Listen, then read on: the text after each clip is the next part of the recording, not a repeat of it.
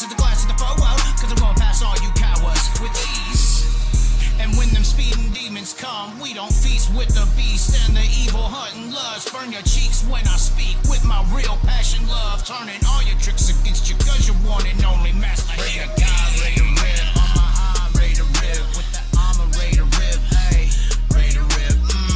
Ready to rip. Hey, ready to rip. Ooh, yeah.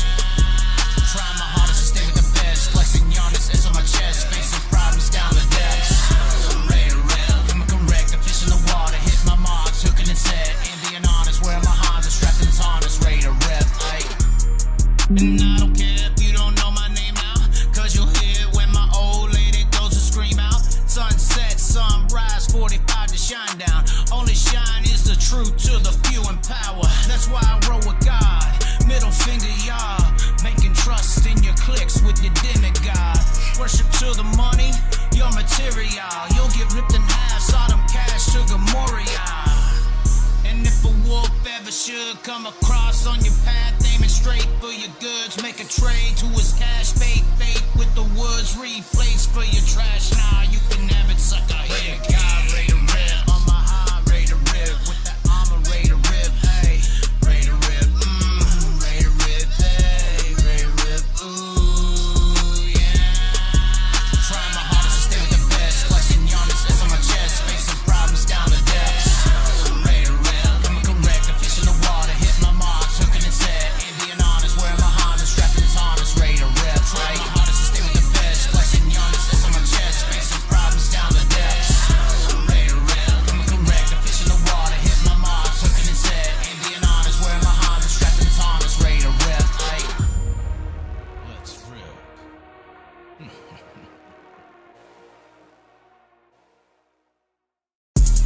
Ready. If I don't like him, I slide him like Carson Macedo, and they can growl about it. Lonely like old bro Joe. Cartel gonna care for me, not you, cause I'm the CEO. I'm here to fight, looking to sink with my torpedo. Hold on. We can't do that to Carson. We can't do that to Carson. Hold on. We know y'all want that ready to rip. Hold on. Ready. There you go. Pray to God, There you ready go. to rip. On my high, ready to rip. With the armor, ready to rip. Hey, ready Bro, to rip. Joe, I'm waiting for you to call. I ain't calling you. I ain't nobody's bitch. Ooh, yeah. I ain't nobody's bitch. We ain't nobody's bitch. I don't give a damn. I'm just saying, bro. I don't give a damn. Bro, Joe wants to call. He can call. But I ain't. Hold on. Back the music down. I ain't out here sucking no broke Joe dick to get him on my show. I don't know who thought that I needed broke Joe. This name that honestly Cole Macedo came up with. I mean, I'll give all credit if it needs to be due. But if Broke Joe wants to call me, he can call. We can talk. We can have fun. I can make Broke Joe and make it a thing to where they hate it now. They were making fun of him being Broke Joe. And I was like, hey, let's turn it into something where you're famous because of Broke Joe. And that's like smacking them in the face for hating you. If they don't want to, if Broke Joe don't want to do that and have fun, then I don't care if I ever have Broke Joe on my show ever again. You hear what I'm saying? Hold on. I'm correct, the fish in the water, hit my marks, hooking and set, envy and honest, wearing my hands, strapped in harness, ready to rip. And I don't care if you don't. Let me just make that clear. I do not care, and if y'all do, unsubscribe now. Don't watch my shit ever again. This is the truth. If you're watching my shit hoping that Broke Joe comes on my show, unsubscribe and get the fuck out of here. Because I ain't sucking nobody's dick to talk to them. I didn't have to do that with Tony Stewart, and I'm sure as hell not going to do it with Broke Joe. So y'all can suck a fucking dick. You know, because at the end of the day, the Chaz is always ready to what? Hey, ready to rip. Ready to rip. Hey, ready to rip. Ooh, yeah. That's what I'm saying. Trying my hardest to stay with the best. Flexing Giannis as Fine, cut the music. What's the chat saying? Joe is great. I'm not denying me and Joe are great. I've had people, when me and Joe go into our talks, they'll call the next day and they'll be like, Chaz, I don't know what it is, but when I listen to you and Joe go talking and y'all get back and going and here and there, and I can't stop listening to it, Chaz. It's just so good. Like, y'all got something. And then, in typical Joe fashion, I'll be all happy and be like, wow, maybe me and Joe could do something, or me and Joe can make something happen, maybe make it a weekly deal, or build it, make it great. And I'll go to Joe, and I'm thinking all these things, and, oh, I got better things to do. Oh, I ain't got to worry about that. Oh, I got this to do. I got my little stamps to make. You're just a bum, Chaz. You got time to think about doing stuff like that. You're just a loser. You're a bum. You'll never be nothing in life. So that's a very exaggerate paraphrase, but that's the mood, and that's the response I get when I think about what me and Broke Joe could be if we were to do something on a steady basis. I think it could change the sprint car world potentially. I mean, it's reaching that degree of people and ruffling the feathers on both sides. I ruffle feathers. Joe does too. It's a perfect combination. We do it in different ways, and we disagree sometimes. It's perfect. It's Stephen A. and Skip Bayless almost. So, once again, I have never denied Joe coming on the show. I've encouraged it several times that never get met. I take this enthusiasm of something that could be good, because I think it is good. Joe is good content. And I think it could be something. And I get nothing sometimes. Sometimes, no, I'm busy. It's fine. He's busy. He's being Joe. He doesn't watch fat people eat. And I'm fat now. So we're fucked. And honestly, I mean, do I need to ignore the Crawley posts that have been going around? At the end of the day, I mean, I hope nothing ever does happen. There's too much premeditation, evidence-based at this point. I'm starting to think maybe Landon's a good sprint car driver. But we've talked about the mentality, and he's so young, right? So we've talked about the mentality of a driver, though, and how you have to be so almost hyper-focused into performance to really be able to perform. And if you got anything lingering on you, whether that's a bad relationship, most of the time that doesn't work. That's why things are over quick, or a issue with the dad, or an issue with the mom, or a cousin, or a brother. If you got any kind of things like or dad or whatever, if you got any of those things happening in the moment while you're driving the cars, you're fucked. You're halfway destroyed, because another guy, he's hyper focused. All that shit ain't mattering. And I think maybe Landon's suffering from that. It may not be Landon's driving ability. It may be a mom issue for sure. A dad issue, maybe. And maybe I think that's why Landon can't take the next step on the racetrack, because he's got all this other shit. Like today, I mean, we just generally talk about money in the South, which there's not in dirt track racing, and generally talk about Landon's performance as an analytical person would do with an opinion, like normal world scenario. And we got people basically on Facebook, due to the mom's psychoticness, trying to form a militia, it seemed like, to attack me at the next racing event they see me at. Like that was actually just, we have all the evidence, obviously. We document this. This is why I say premeditation is unbelievable. But is that not fucking nuts, guys? So what I'm saying is, like, Landon might be a really good driver. And me personally, I've never had any issues with Landon. But if you're dealing with outside influences in life, like I said, whether it's a relationship with a girl, a dad, a mom, or some kind of voice in your head that is not hyper-focused on making the fucking shit happen on the racetrack, sometimes that can affect the performance on the actual field, the outside influences in your life. So I'm starting to look at Landon as almost like a victim of malpracticed parenting, potentially. Since we want to start talking shit, we will. Keep poking the bear, motherfucker. It ain't worked out for everybody else. You want to try? We ain't even got to the second step. We got all the evidence of Ottawa or whatever, wherever the situation had happened with the 45 car owner. We can go next steps, but we're just not going to do that right now. We're over here having fun. Chaz, did you see the Facebook post about you? Oh, yeah, I did. Exactly. That's why I'm talking right now. That's why I'm addressing the situation. It's pretty disgusting, actually. Like I said, I think it's an outside influence. If that's what you're surrounded by, how could you ever perform with a clear mind? That's a storm nobody can understand. Regardless, we do have some things to talk about on the show tonight. The Peevely race was just amazing, was it not? I mean, this was possibly the best sprint car race we had seen all year. I don't know if we've ever got close to this.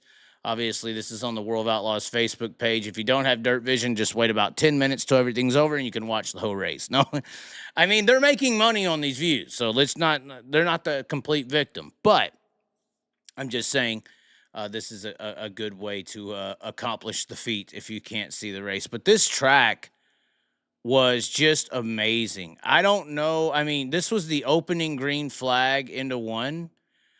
Look at that racetrack, how far it's actually gone. Like, and they're about to run 40 laps with 20. I don't know if they have provisionals, probably did 26-ish cars, 24 for sure. This track's, there's some dirt out there that can't, handle this. If this is Huset's, for instance, in 3 laps, it's rubber down one lane. This dirt tonight, and maybe that's an unfair judgment of the Huset's. Maybe they'll figure it out. But I feel like the temperature played a factor in this. Obviously, it was cold. Obviously, friction. I don't know if people have educated you on how soil, which we race on soil, not dirt technically, the friction of the tires on the track heating the surface up, and that's kind of what causes the melting effect of the rubber onto the track. So when you have cold temperatures, it's a little harder to rubber up a racetrack because the colder temperatures are cooling the track surface down at a much higher rate. It's not as simple. It's not as easy to lay down that rubber when it's cold temperatures versus when it's hot or a daytime race. The sun's on the track. It's keeping it hot. It's keeping and that's one of the reasons why a day race usually sucks, because the actual sun, it's not in the shade, it's outside, actually does that. That's why tracks will grip up differently on each ends. It's the heat, literally. So I don't know. Maybe, like I said, unfair judgment to Huset's. Maybe if it was 30 degrees at a Huset's race, it could be the same result. But this track at this point is green flag with 40 laps remaining, and it doesn't ever take rubber. That never happens at most of these facilities. It just doesn't. It was very impressive. But maybe temperature played a factor. Just saying. And also maybe the humidity, because the more humidity you have, the more moisture is in the air. Therefore, it will also recede into the track at any given lap. But that's dry heat, cold heat, different things. Regardless, this was like one of the best races ever. Danny Dietrich tried to do what he could do. Logan Schuchart, we can't not talk about how good his race was. He led most of the damn thing, fended off Gravel and a couple other people. I will say, though, I was impressed with the other two of Cole Macedo. Cole Macedo really did a really good job tonight.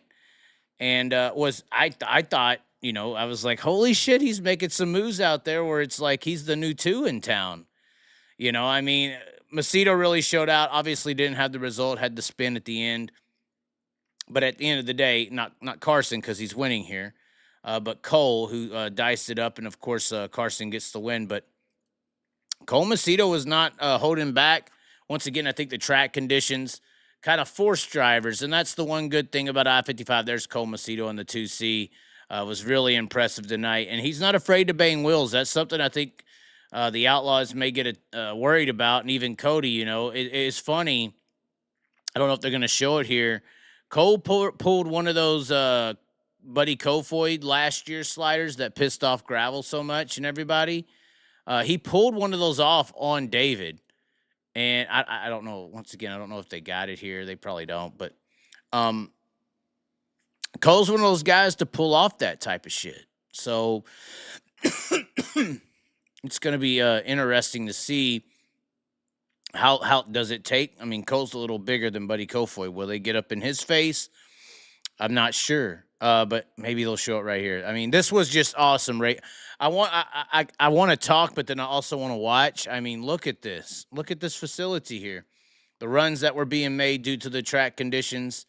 Look at this. 3 cars. You got Cole in there saying, fuck you, bro. I mean, Cole was really impressive tonight. Really impressive tonight. Definitely jumping on the eyeballs of most of the viewing audience tonight. And that's what happens when you run against the Outlaws. You get into that spotlight and you do some special things like, or good things like I think Cole did tonight. You could become a household name very quickly if you could get up into the Outlaws and start running top 5 every week. I don't know if you could say that about High Limit. Maybe that's the part of the prestige of the brands and their differences. But if for instance, if Cole Macedo started top 5 in a few races and maybe won one, all of a sudden Cole Macedo would be viewed as like, holy shit, who's this guy? Because he would be running up front and winning races. And if you can do that, you can go from relatively regionally known to nationally known and be a fan favorite. I think that's kind of the issue right now in the Outlaws is as much as you got Gravel, Macedo, Cole here, there's only so many fan favorites. I mean, Gravel, for some reason, people just don't like Gravel. For some reason, people just don't like Macedo, it seems like. So they don't really have like a fan favorite to cheer for to win. Sometimes I feel like somebody who just everybody encompasses, unless Larson's there, and then he's obviously the bigger deal than everybody on your screen. So everybody loves it when he wins. But that's what I mean. Like, we don't have that kind of guy where everybody's like, he's a fan favorite. Everybody just likes him. How could you dislike him? We don't have that guy right now, I don't think. It doesn't seem like that, at least performing up front. But regardless, Cole's different than Carson. Cole's a nice person. So maybe, maybe it could be different if Cole was leading the charge. Obviously, we talked about Logan Schuchart coming through the field or leading the beginning of the race. Speaking of coming through the field, that's the car we wanted to talk about. Donnie Schatz actually looked pretty good. I thought so. In the 15 car, I believe he started 18th. I didn't see where he finished, but he was contending for the top 4. So he was showing some strength. Float in the middle. Once again, I think if the track was to take rubber, he would have been the guy who might have won the race because he was running kind of that middle to bottom line. He wasn't up on the fence really ripping the lip, it didn't seem like, as much as everyone else. So if the rubber line would have came in, potentially that may have made a difference and he would have done something different. But the Chevy's looking good. It was kind of creepy there. 20 laps in. Donnie Schatz, 18th to 6th. It's like, holy shit, already? And there's still 20 to go? I mean, I got some texts from some Donnie fans. They're like, there it is. The Chevy's the fix. They were like, if that was a Ford, that would have never happened. That's what the Donnie Schatz fans are screaming right now. And there's some of y'all out there. I know y'all like the winner too. But the Donnie Schatz fan is like, he does something like tonight, 18th, got up to where he was at in 20 laps. They're like, there it is. He's coming. And I said from the beginning on this switch, it's going to take a month to really get where, if Donnie's going to ever be Donnie, like we saw him be Donnie, and the Chevy is what was the fix was, it's going to take about a month. And we're a couple weeks from that. So that was pretty promising to see Donnie come through the field so quickly. Obviously, it did seem like the top 4, top 3 were running the lines up top on the wall, and those lines were, or at least in 1 and 2, and those lines were extremely faster than the rest of the field. So you could have floated the middle like Donnie did and got through half the field, but once you got to the first 4 cars, it's a little different because they're running something that the rest of the field ain't running. I think that's kind of why it stalled. I think that's why a lot of guys can run through the field, but once you get up into that top 3, top 4, there is some guys doing some stuff that nobody else is doing. So I think that's why that run to the front kind of did stall. But it'll be interesting to see what happens going forward. Probably the biggest surprise of the night. I literally made a Facebook post, and people in PA were like, "Wow, look how good Danny Dietrich is doing." You know, he did so well in the heat race. It was a damn Cadillac out front, and redrew the 1 for the dash. Finished second. I mean, he was right there. And when I saw that, I sent after the dash draw, I sent a Facebook post. I said, "Billy Dietrich, will you come on my show, drink beer, and cry if Danny wins?" I thought that would have been hilarious. Billy would have called in. You know, he would have called in if that would have happened. But unfortunately, Danny Dietrich did fall throughout the field. And I saw a bunch of people already in the posts trashing on Danny Dietrich, saying, "Look, he'll fall to the back of the field," and like he always does. It's like, come on.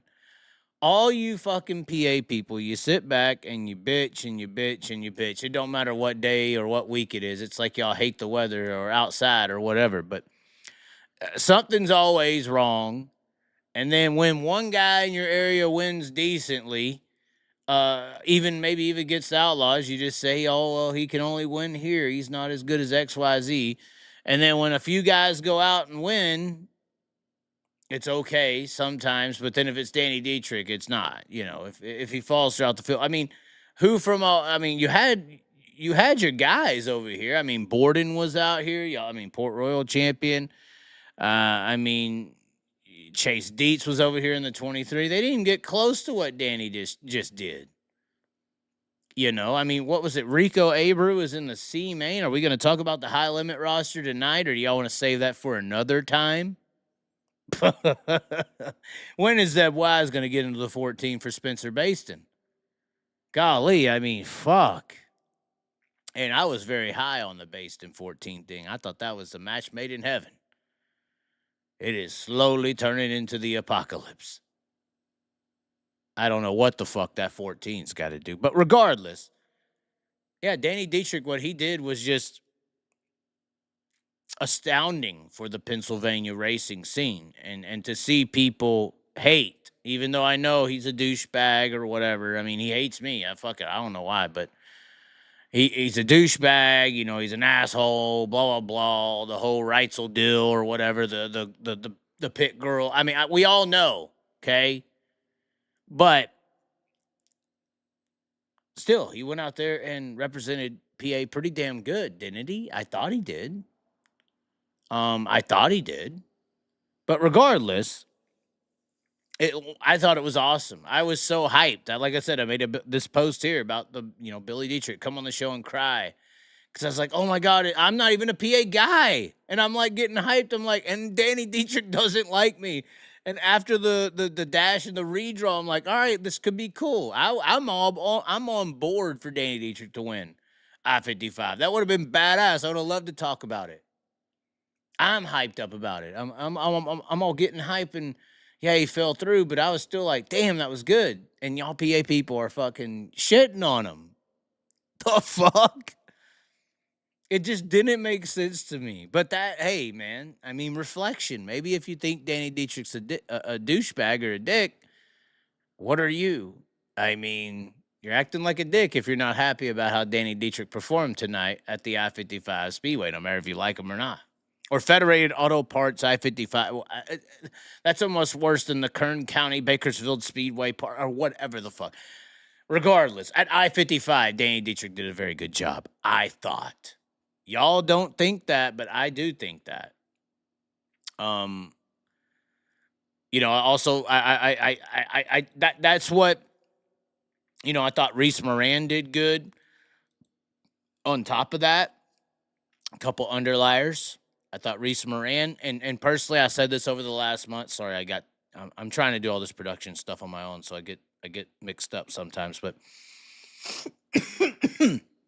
I said over the last month that I thought Reese Moran, out of all the racing I've seen here in the southern regions of the country, Reese Moran, in an X9 chassis, which is formerly known as CS9, is the best driver car team combo that I've seen down here in the South. Like better than Sam Hafer-Teep and all those guys, yeah. But regardless, he ran very well tonight. I thought that was very good. To see him at least qualify well. I think qualifying's huge with the Outlaws. I think he went 6th overall in his group. And looked relatively well, qualified straight into the main event. I mean, it's tough. It's tough to judge in the South, once again, because of the competition. But when you do that, it's at least a flash in the pan, or at least a flash in the pan. And then apparently Broke Joe's telling me I have to mention Justin Sanders, who won the Mini Gold Cup over Chase Gratzty, I think. Let's see, Chase Gratzty 2nd, Shane Golobic 3rd. Broke Joe, I'm just, meeting my quota over here, clocking in that time. But yeah, Justin Sanders wins the prelude to the Mini Gold Cup. I misspoke there. And Chance Gratzty, who is the Reese Moran of the West Coast. That's what I'm going to start saying until he shows up and qualifies 6th with the Outlaws. But, I mean, they are the same ages, guys. I'm just saying we should be able to compare Chance Gratzty 2nd tonight to Justin Sanders at Silver Dollar. If I'm just saying, to Reese Moran qualifying 6th against the Outlaws. Yeah, he had a mistake in the main event, but did well in the heat race, held his ground. What's more impressive? 2nd? I'm going to go to the chat. I got to take a pee real quick, and then we're going to have Broke Joe on the line if he'll call in, if he's not scared. What's more impressive? I'm saying this Reese Moran guy is pretty good.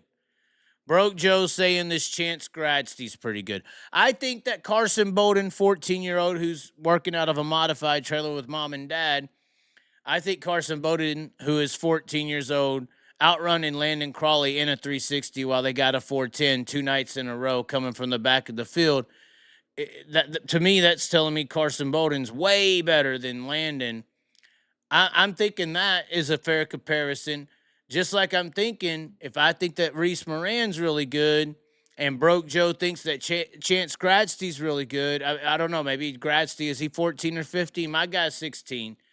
Him and his dad is the crew chief. They don't have no support. Nobody's coming over because you're Broke Joe and you're cool. Him running how he did tonight against the World of Outlaws at I-55, is that more impressive? Or is Chance Gratzty running 2nd at Prelude to the Mini Cup in front of Shane Golobic and, technically recently some either cars that aren't in the top 10 when the Outlaws are in town or on the hook going to the trailer because Corey Day put them in the fucking wall like a little bitch. Sanders and Gold. Is that more impressive, running 2nd in the prelude to the Gold Cup? That's a good question. I'm actually curious. Oh, yes, we're laying the balls on the table tonight. Let it roll. Broke Joe swept the podium. Oh, God. -11 on the feature is a good job. Are you talking about Danny Dietrich, sir? If you're talking about Danny Dietrich, you need to watch your fucking mouth, all right? I'm just saying.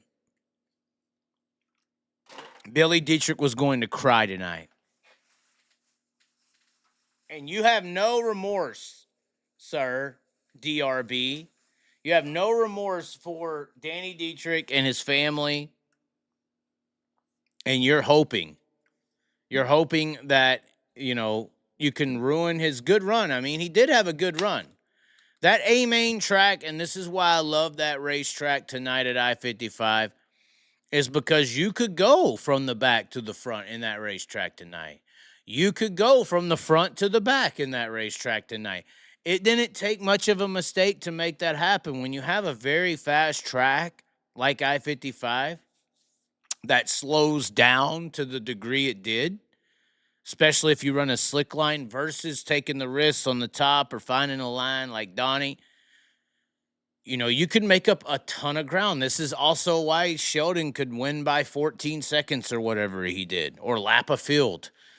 You know, because you can either make up or lose a lot of ground on I-55 when it slows down like that. And there's a line that if you run it, you can make a lot of ground up.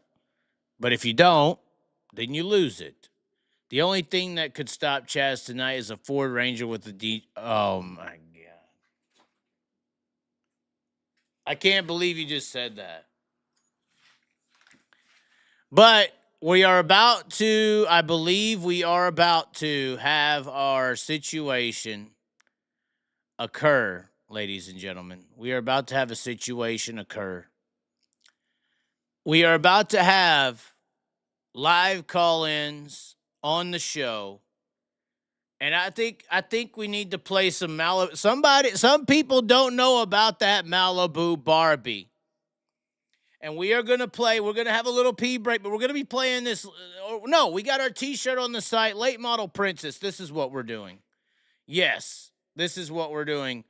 We're going to take a pee break. We are doing this, and then we're going to open up the lines. This is going to be amazing. Look at this. I can't believe that I just came up with this concoction of an idea. But Late Model Princess, the newest shirt on the website, we did put it up outside of Ginger Kitty. Look at her. She's looking so beautiful. The Late Model Princess. Let's put her on the screen. Oh, my. Shirts on the website. LongLiveTheChaz.com. Late Model. That's the blue. There's like 14 different colors. But we're going to give you the show, the Late Model Princess song. You haven't heard, I guess. If you haven't heard it, here it is. We're going to go pee. And then the phone lines are open. And we got some Coors Light tonight. So get your ass ready, you son of a bitches. It says, yeah, oh man, with that body riding. Late Model Princess, yeah. We don't play around, yeah, that ain't no doubt. We just send it in the corner, live, live it out. No, them Fender girls don't understand it all, yeah. Ain't no hesitate, but we just make it pay. Paint them cushions in those corners, no it isn't safe. But for my sake, will you save it all? Cause you'll do the same to my heart, yeah. Late Model Princess got me going crazy. Yeah, she got them wings and never wing it down. Late Model Princess, yeah, she makes me listen when they're dirty. Yeah, they got you hot and bottom. Late Model Princess, yeah. Oh man, with that body riding. Late Model Princess, yeah. See, I like the day and you know what you are, I know what I am. You a little late model star, and I'm a spring man. You float the middle size, I'm gonna take your time and blow it. I'm a little bit of ghetto with that, send it then you'll know it. And I gotta get the going now, gotta catch me that eye. My mode is always slide or die. It's all the seize the moment's time, but while the clock keeps ticking by, you keep on talking on my mind. I'm contemplating situations where you could be all of mine. Oh, well, damn. I thought it was going to continue the song. Late Model Princess, yeah. Oh man, with that body riding. Late Model Princess, yeah. That song is about a girl. And I literally, it was about, well, I guess it's about 3 girls, but Broke Joe is not impressed with this song. What about Birdman? Hold on. Does he like Birdman? Hold on. Tell me, does he like this? Does Trying to like get them more Birdman wings. by the Chaz, the Birdman. I ain't worried about no cocoon. You know what? It's got some bluegrass and blues. Like a Birdman, flying high in the flow, hit it high on the cushion, drop it down really low. Like a Birdman, I try to fly out the way, but I ride inside when they made their mistake. Like a Birdman, you can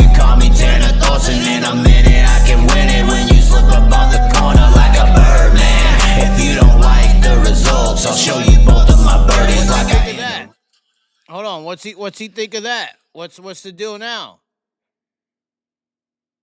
No, Malibu was popular. Malibu was popular. Hold on. Look at this. Look at this. Malibu was good. Everybody loved Malibu. With the bottom or top of the course that I cross, yeah, I'm gonna need you. Let me show you where to go, how to run it in hot, and what it leads to. I promise you the show I'm gonna put on will really please you. Come Junior, Antioch, Barbie doll on the spot, come see me, Malibu. And I don't care if they speak a lot. The different breed with little need you, they're not my type. Cause see to me, there's a sea of green and it's harvest time. And you're the sweetie pea, you're the body bee, come with me, Malibu. And they can have all the seeds they want. But see the pea, special to me, don't get you on. She's crispy, clean, purple, and pink with my orange tone. And I work the wheel, let's make a deal, come see me, Malibu. Bottom or top of the course that I cross, yeah, I'm gonna need you. Let me show you where to go, how to run it in hot, and what it leads to. I promise you the show I'm gonna put on will really please you. Come to me, Antioch, Barbie doll on the spot, come see me, Malibu. Hey, I know we ain't really rode a lot, nah. But come June 6th, we gotta get up this pony ride. Of me That's what I'm and talking you, about, drink. bro. I'm saying the same thing. What the hell? High limit drivers. I've been told I'm blacklisted from being on the high limit playlist. That's what I've been told. Somebody wanted to play This Is How We Do one time, and they told him no. Just saying. Who is singing? I am singing. With the bottom or the top of the cause of that cross, I'm gonna need you. Telling you, bro. I'm telling you, we can hit those notes. I think maybe that's the like singing I need to go to, like Taylor Swift style. But Late Model Princess does have a shirt. It is on the website. This is how we do should be played at every racetrack. I am reading the texts as they come in. We are loading the phone lines currently. It is about to we'll see if Broke Joe calls in. If he don't call in, I ain't sitting here crying about the shit. Should we get the headphones on, ladies and gentlemen? Should we lock into the conversation? Should we? You tell me, ladies and gentlemen. Should we lock into the conversation? I'm getting my headphones mixed up here. But anyway, because some people said they liked the so we could do the headphone look. I mean, it is what it is. These are my headphones that my Sony headphones that I traditionally use for recording music. These are potentially the best headphones in the industry to record music with. But when I put these on, I can now hear my own voice. And this is what I think Broke Joe and everybody is saying. Like, when I put these on, I can hear my own voice. And then it's like, I really don't want to hear you keep talking. So I do quiet down. I do get a little less agitated because it's like, I don't want to be loud because I can hear how loud it is in the headphones. And it's like, don't really like that. But regardless, leave your headphones off. You want them off? We can lead them off. Oh, I'm fine with that. Hey, the hell with that. That's my recording headphones anyway. That's what the chat said. Leave your headphones off. All right. You want to play that? Let's see who's wanting to play. Numbers on the screen. We're taking calls. 423-616-7673. PayPal, Venmo links in the description. YouTube takes 60%. Anyway. We're waiting for the first call. 423-616-7673. I don't care if you're Laura Crowley and you want to talk all your shit on Facebook. You could call and tell me right now how much you hate my guts. I don't give a fuck. I want to have people develop a militia to come and get the Chaz. I don't give a fuck. It's all right. Pull a trigger. We got them all loaded. You're worried about bullets. I got nukes ready.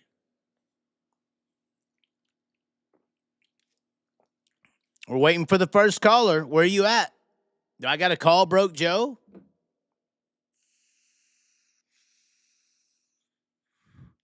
Exactly. Crawley who? That's exactly right.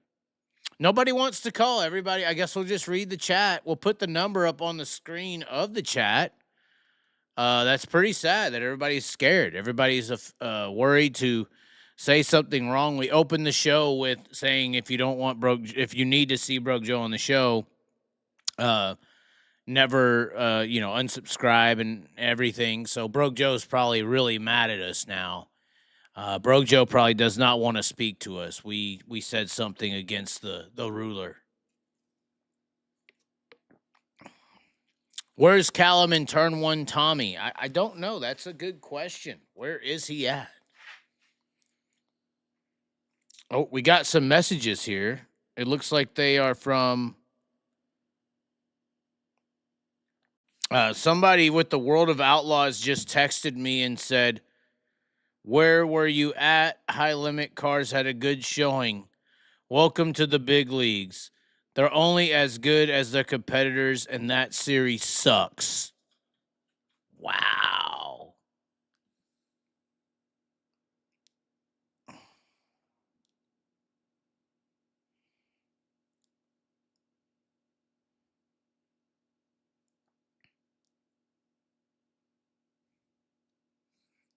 That is we're going to try to see if this person will call in. I'm like, "Hey, you want to say that? I know you like me reading your stuff out, but do you just want to call in and say something at this point?" We'll see. Oh, my. So the Outlaws said, "This is the big leagues. They're only as good as their competitors, and that series sucks." That's what the Outlaws are saying about High Limit after tonight. The thing is, are we seeing 2020, 2021 Rico Abreu right now? What the fuck's going on with Rico Abreu, guys? Which this is why it's so hard to be Steve Kinzer, even for a year like Kyle had. Try having it for 20, 30 fucking years. That's just almost impossible. You know, Jeremy Elliott did the stats on to pass Steve Kinzer's win record. You'd have to basically win 20 plus or 30 plus races a year for 10 or 15 more years straight. Straight, guys. So Rico's having this fluctuational period, but that's why it's so hard to be good for a long time. I think that's where the Outlaw, at least a few of their teams, have the advantage is they've been good for a very long time. You know, think about, and maybe not very long, but long in comparison to the other teams. How long they've been consistently good every single year. How long has KKR been good? How long has TSR been good? How long has the 41 been good? I mean, the 2 cars different with gravel. The 15, I think I might have already said that, but I'm just saying it takes a lot of ability in a way to stay that consistently strong. Well, ladies and gentlemen, it looks like no one is calling. I didn't want to end the show this early, but we can. It is 12:23. We did start a little late, but we have no missed calls on the show right now. With the number on your screen. And we've already said all that we technically need to say, that the Outlaw representative is not really responding back. But, yeah, I guess if nobody's going to call or nobody's going to put any kind of chats on the screen, there's really nothing else to talk about or discuss. So I guess we'll keep this a little bit of a short of a night. Everyone's just here to see your beautiful face with the Long Live the Chaz hat. These things are clean, bro. They're on the website too. Sing us a tune. Oh, God. Oh, I know I was calling out the races. the racist people the other day, which is gaining traction on TikTok. I know you are like, oh my God, Chaz, you're such a liberal. No, I'm just a centrist thinker. I'm not an idiot. But there are some songs off the top of my head I can recollect to the point I could perform them without any beats. Now let's see how country you people are. What is this song right here? Well, it was all that I could do. Keep on trying. Oh no. I was drunk the day my mom got out of prison. Did you just hear what the fuck I said? That is just insane. And I went to pick her up in the rain. Oh no. But before I could get to the station in my pickup truck, she got ran over by a damn old train. If none of y'all know what that is, if none of y'all know what I just recited, then you need to question your life. You need to question all the words I just said if you don't recognize them. Oh my, it's Bakersfield, California. That is the funny part about Merle Haggard. He is from Bakersfield, California. I did not know that.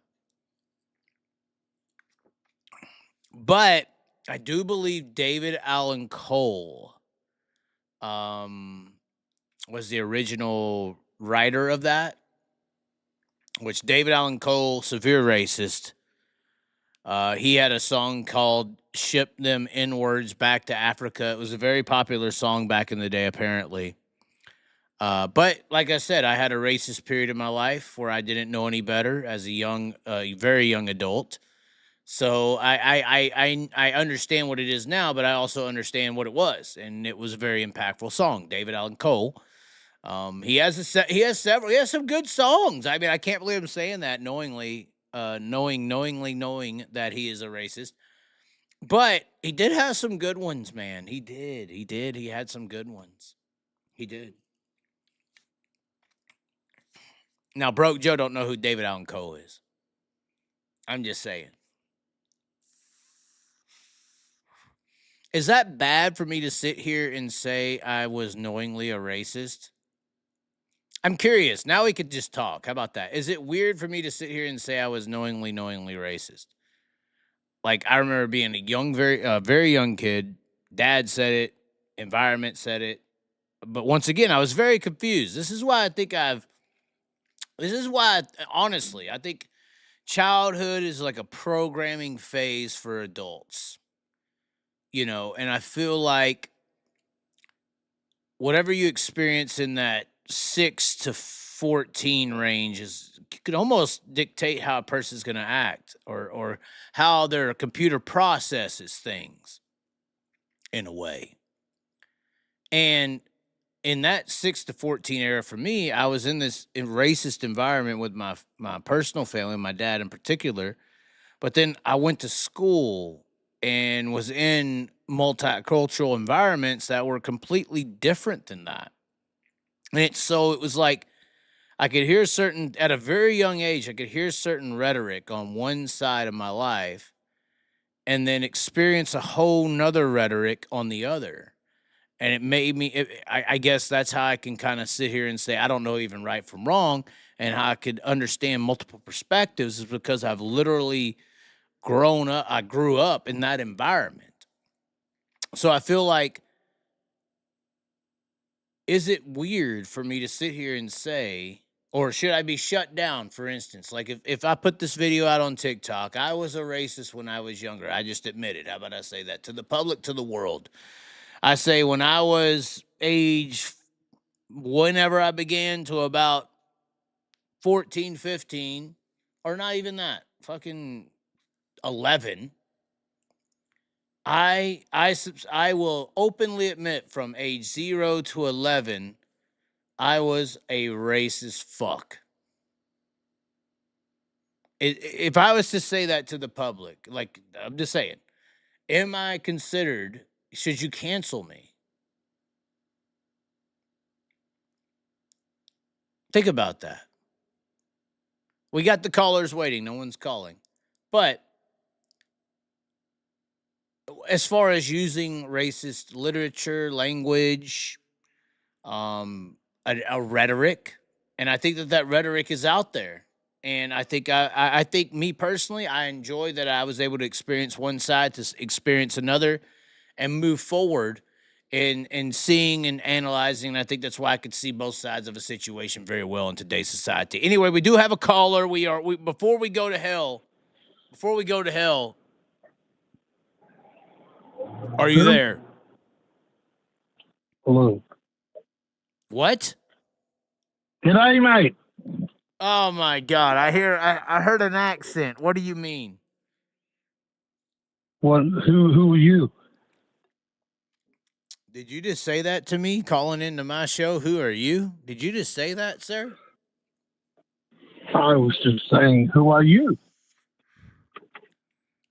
Who are you when I'm not looking by Blake Shelton? What do you mean? I'm Outback Andy. Hey, Chaz. I'm a racist, is what I am. I'm admitting it out loud to the world. Well, that's a new take. That's a new take for today. I don't know if you've been listening. I listened to a little bit. And this is where you taper off.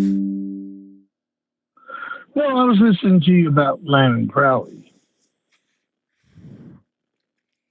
Oh, you mean that early part where I addressed their multiple threats?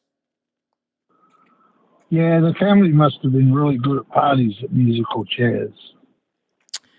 As far as I was concerned, me and Tim Crawley were on good graces until he went psycho, Dad. What has he really done, Chaz, in the last year? Landon Crawley ain't did a fucking thing, period. He's embarrassed himself. Carson Bowden, like I said, I've been high on Carson Bowden. Carson Bowden entered the 410 races in South Texas in Power Eye, and he drove by and beat Landon 2 nights in a row. Fucking Carson Bowden has it himself. He's a crew chief at 14. His dad and his mom in a fucking modified trailer, and they're out running Landon Crawley in a fucking seemingly rent-a-ride, I hope, for the 17 GP since you didn't have to deal with that sub-performance for free. I hope you didn't put him in that car. I hope he paid. But at the end, I'm just saying, you got a fucking 14-year-old in a modified or out in a modified trailer, fucking putting the wing on the car to even unload the vehicle, outrunning your $1 million race team in Landon Crawley. Like, that should never happen. Crowley was good when he first went with sides, and then he went backwards. You know? I think it's mental at this point. I wasn't kidding earlier. I mean, with that degree of reaction and psychoticness, I mean, I don't know how anybody could drive a race car, period.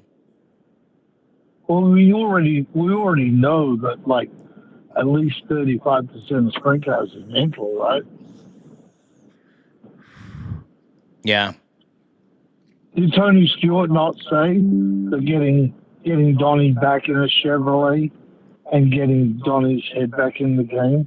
Right. Yeah, that mental, even though the motor wasn't it, the mental capacity of the motor was playing a factor. Yeah. Anyway, Chaz, how are you tonight?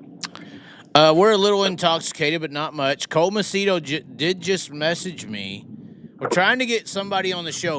We opened the show because people were mad Broke Joe wasn't on last night. We opened the show saying, first of all, we don't suck Broke Joe dick around here. I'm not begging. I asked Broke Joe. I've had plenty of scenarios of trying to get Broke Joe onto the show. Broke Joe wants to do what he fucking wants. Okay, so I'm not responsible for it, and I'm not dependent. You gotta understand why though, right? You gotta understand why Joe's like that. Well, the problem is I built something that's turned on me. I feel like the student learned from the teacher in this scenario, and he's turned on me. It's like, it's fucked up. I built this Broke Joe deal. Well, he's one of Newsom's crew, right? So they're unreliable. Yep, that's what it is. whole lot of talk and nothing goes down. Come on, bro, Joe. We want to hear you. But anyway, yeah, so Broke Joe's not calling in. I'm trying to get Cole Macedo to call in. Anyway, that's how we're doing tonight. Yeah, and then we're dealing with the Outlaws just trashing the high limit people because I guess they're only as good as their competitors and their series sucks. One thing I did hear or see on the internet today was said that Jacob Allen's team had a truck breakdown and he was making it to the racetrack. So that is true. So it should have been 63 cars because there were 62 signed in. Right. So. Yeah, that's a shame for the Allens. I like those guys a lot. Yeah. They'll get it back on track.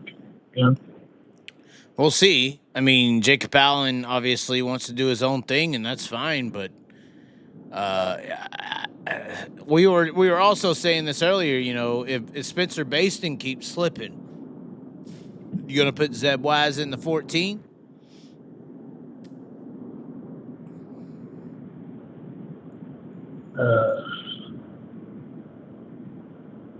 I know where it's going to end up. Yeah. What do you mean by what you just said? With Zeb Wise's career, it's like he mirrors Corey Eliason a bit. I think. You think Zeb Wise is a Corey Eliason? I think they're much of a muchness. One's called Zeb Wise and one's called Corey Eliason. And when you say that, do you mean like a lifetime kind of mid-packer? Yeah, I know. That's pretty much where it's been, right? Yeah. So you don't ever see Zeb Wise being a guy who could take a team and win and become a championship contender, ever? You know, one thing just hit my mind right now. I don't think Zeb Wise has been quite all right since that Larson crash. Yeah, the one at Charlotte? Where he flipped. Yeah. Charlotte, I believe. There was like a little fire to it as well. Yeah, I don't think that it's been the same since then. Yeah? You think it's concussion related? I don't know. It's just, you wonder if you just, you know, some drivers say that they crash and then they just lose their confidence. Yeah? That could be it, right? Right. But he's apparently holding out. I mean, apparently he was one of the guys on the 1A list. Well, I've seen it many a times before in my 50 years of being in motorsports. So, yeah. Is that all you wanted to talk about? No, I don't want to like talking about racing, but what's your vape of choice tonight? The what of choice? Your vape of choice. Vape of choice. Yes. It's called a OMG B-Pop, a geek bar. Okay. Oh, geek bar. Yeah, I'm doing the geek bar tonight. You've been doing the geek bars? Yeah, the cola slushy tastes like a cola slushy. Okay, so Cole said he's in the hotel room right now, and I guess they're on a budget and they're all sleeping in the same hotel room, so he can't call tonight, but he could be the next guest on the show, like Tony Stewart style. Yeah, that'd be cool. Yeah, I think he just needs to get, in a stable ride, and, I've seen him have good runs, I've seen not all such good runs, so... He looked really good tonight, man. He looked extremely special. He looked like he could be something tonight. Well, he just needs a few competitive runs, and it's the same thing again, right? It's confidence. Yeah. Like it's all mental and confidence. Like have a few good runs on the board, so you can go to yourself and say, maybe I can do this, right? At a Well, high and level. honestly, We know we can dealing do with it. both Cole and Carson, I feel like Cole Macedo has more natural confidence. Yeah. I've just never seen a lot from him. Other than the Tarleton car is pretty good. It was good to see Sanders have a win at Chico tonight. That's a good result, right? Did that actually happen? Was that true that he won tonight? He won. He won the Mini Gold Cup. Yeah, but that's just that's the Mini good. Gold Cup. What does that even mean? I mean, well, it's they always have it each year. It used to be in the spring round. They used to have the Mini Gold Cup when the Outlaws came here twice, I believe. How old is that Chance Gratzty? He finished second. He's pretty young. I'm not sure how old he is, but he is pretty young. And to finish second to Sanders at Chico, because Sanders is really good at Chico. I remember many years ago. He beat Golubic. Right. Well, when Sanders against the Outlaws, when they were in their own family car, they fast timed at an Outlaw race. It might have even been a Gold Cup. They fast timed against the Outlaws at Chico. Yeah. So Sanders has always been really good at Chico. Yeah. You know? He almost won the Gold Cup the one year. Yeah, the 4SA car, he was quick in that 360 there. But Grassy, hasn't had very many races in that car since he took over from Jacinto, right? I don't know about that. I believe he took over. It's the one car, yeah? The gold. So that's a good result. That's a good result for Grassy. I'm kind of high, or honestly, after watching the last month of racing in Texas, I've been kind of high. If I was to pick a guy who I think is the best in this region after watching a month of this area and the regional drivers, Reese Moran would be one of the guys. I even told him Chance is 17. Reese Moran, they just said Chance is 17.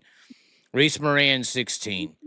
When I see him race, he's fast. Now, he went to Peevely tonight. He qualified sixth, out-qualified some of the best drivers in the world, whatever. Made the main event, and he got in a wreck in the main event. Here's what I want to say to Broke Joe, and this and this is what I think most people who are young racing need to understand too. I don't know where you're gonna side on this, but I was asking the audience, what's more impressive? What Reese Moran did, running 6 time trialing against the World of Outlaws at 62 fucking cars. There were 62 cars tonight. Good ones, And this guy goes in there, times 6 quick, makes the fucking main event. Whatever happens, happens. I feel like that result is more impressive about a future of a driver and how good they are than running second to Justin Sanders at Chico and beating Shane Golubic. I just see. Do you know what I'm saying? I feel like Shane Golubic and Justin Sanders might have not made the main event. Okay, I'm going to throw something at you. I'm going to throw something at you. Why does one have to be better than the other? Why can't it be a dead heat? Because you're kind of comparing two different things. That's a really good result. Because Broke Joe and Spike and all these assholes at Jeremy Elliott, I'm going to throw them in there, they've made me feel so stupid for liking these drivers and made me feel so bad about it, and they just want to attack my guys when they fail or ain't doing shit, and they want to think their fucking West Coast results are so glorious and glamorous. I think you can run second to Justin Sanders and beat Shane Golubic. That ain't shit in comparison to qualifying 6th, making the main event, and running somewhat well until you got into a wreck late against the World of Outlaws at 62 cars in Peevely. I don't think that I think the West Coast is tough, but I don't know. Just Rico Abreu was in the C main tonight, buddy. The B main, Justin Peck didn't make the show. Okay? You throw Justin Peck and Rico Abreu into the mini Gold Cup prelude or whatever tonight, and they're up there beating those guys. They're beating Shane Golobic. This is what I mean. They're up there. So I think making the show, here's what I'll say this. Making the show against the I-55 crowd tonight versus running second in Silver Dollar Chico tonight is night and day. Rico Abreu is in the C main. If Rico Abreu was at this race tonight in Chico, he would have potentially won the race. Just fucking saying. I think you're kind of wrong on Sanders and Golobic because they can take it up to the Outlaws. Well, they Chico. Can, but hey, Rico Abreu can too, and he's in the C main. Right, but Justin Peck didn't make the show. I mean, we could go down the list. No, a lot of good cars didn't make the show. I fully get what you're saying, but also, too, if in fact Rusty is in that one car, and I'm pretty sure he's in that one car that Vicino was in, he replaced Vicino. He's a 360 guy that's had very little 410 experience. So they're both inexperienced probably in both of those guys. But that's Golobic and Sanders' playground, right?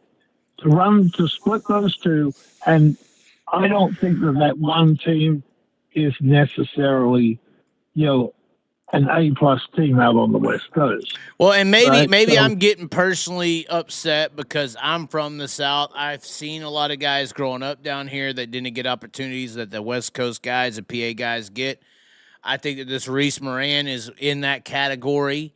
This is why I got so passionate about when Sam Haverteep's being called so good. I watched guys for years put Sam Haverteep in the back of the field. I know there's 30 guys better than Sam Haverteep that didn't go anywhere. So, I mean, I feel like Reese Moran's in that category. I'm simply saying to do that at 16 in an X9 chassis, not set up or prepped, your dad and you are the crew chiefs. Y'all built the fucking chassis, you and your dad, and you put a car on the track and you go 6th overall with the Outlaws. No, that's an amazing. That's an amazing unfucking believable. Correct. So too is Grasty in that one car, because that one car, like I've seen it at times last year, they were fast in that car as a 360, but they can never get it together. It wouldn't run as a 410. So if they've got their motor program sorted out now, Grasty Van Second, all I'm saying is I would put that as maybe equal and say that's really good, because if you can split Sanders and Golobic, that's their own playground up there. Those guys have owned it for a long time. So you're basically saying Rico would have ran 4th, a C mainer tonight in Peevely. Do y'all not understand this? Do you know how bad people ran tonight? I think. Do you know how much this this was like one of the most impressive fields of the entire. I don't know if we're going to have a better field than this until you get to Kings Royal or until you get to Knoxville Nationals. I mean, this was that's big like field, I said, Chaz, it's an amazing effort for Reese Moran. So too, it's an amazing effort for Grassi being just a 360 racer, and you step in and you split the guys that's been their playground for a long time, right? Right. Sanders has been very, very fast and has won a lot of races in recent years at Chico, right? And we all know how good Golobic is. If Golobic's on and on his A game, any night they're capable. Just look at Chili Bowl with the Golobic cars. They came to play and they came and played very, very well. So I want to talk with you about your reaction to some things, but I'm just gonna run down the list that didn't make the field tonight. The notables that I see, at least, you got Brady Bacon, Danny Sams Jr., Landon Crawley, Brian Brown, Chase Dietz, Mr. PA right now, Ryan Timms, Emerson Axum didn't make the field tonight. There was some C-mainers, Sammy Swindell, Caleb Johnson in a really good car. Sammy's out there trying to develop that coil car, right? You know? The biggest disappointment for me was Brad Bowden. Go to hell, Brad. No, I'm just kidding. We had him on the show, but this was an impressive main event for the World of Outlaws tonight. Anytime you get 62 cars, that's an amazing car count. How do you feel about Donnie Schatz? It looked like he might have been old Donnie for a minute. You're saying he came from 18th to 6th in 20 laps? In 20 laps, he went from 18th to 6th, yeah. Yeah. That's pretty quick. It's going to be confidence and with Donnie, you know. I think I heard you say a couple of weeks ago, I think to use your words were Donnie will need, and I think you told Tony this, Donnie would need probably 4 weeks to get back on track. Yeah. If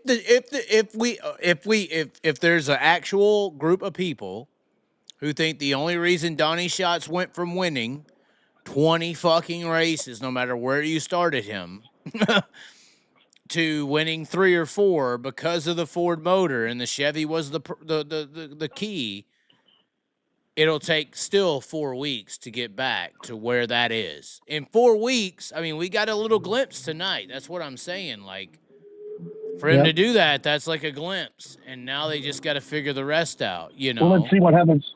Let's see what happens over the next couple of weeks with Donnie. Yeah. I mean, honestly, like the most impressive guy tonight was Danny Dietrich, and then he fell fucking 14 spots or whatever, 11. Right. Justin Peck did make the field. I apologize to the Peck fans. He did make the field. I'm sorry. But Rico did not. Rico was in the C main, I believe, or something. Right. But regardless, I think it'll take Donnie that long to get back, if he's going to get back to that level. Every now and again, have you noticed every now and again Rico has a horror night? He hasn't been good all year. When has Rico been good this year?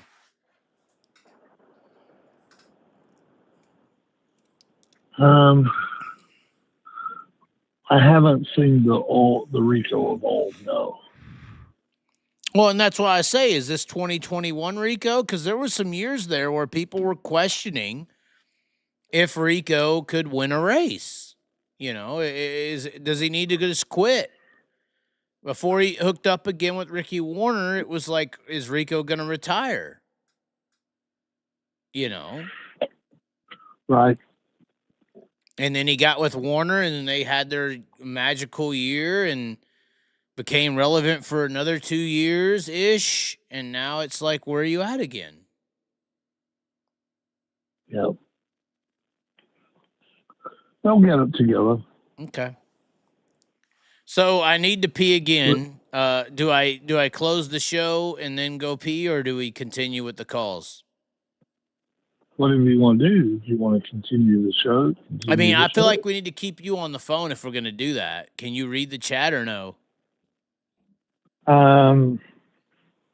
Let's see if I can read the chat. You give it a go. I'll be back in less than 30 seconds. Hold on.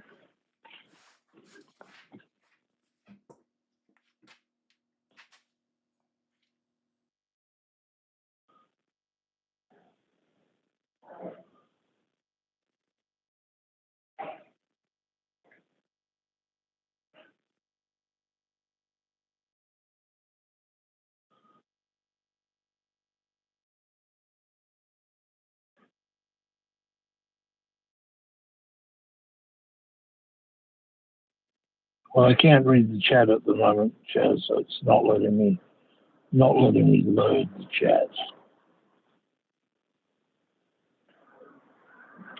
which is disappointing.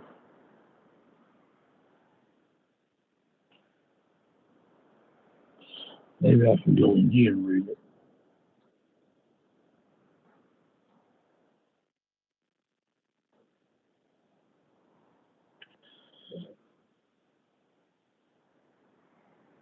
Okay, so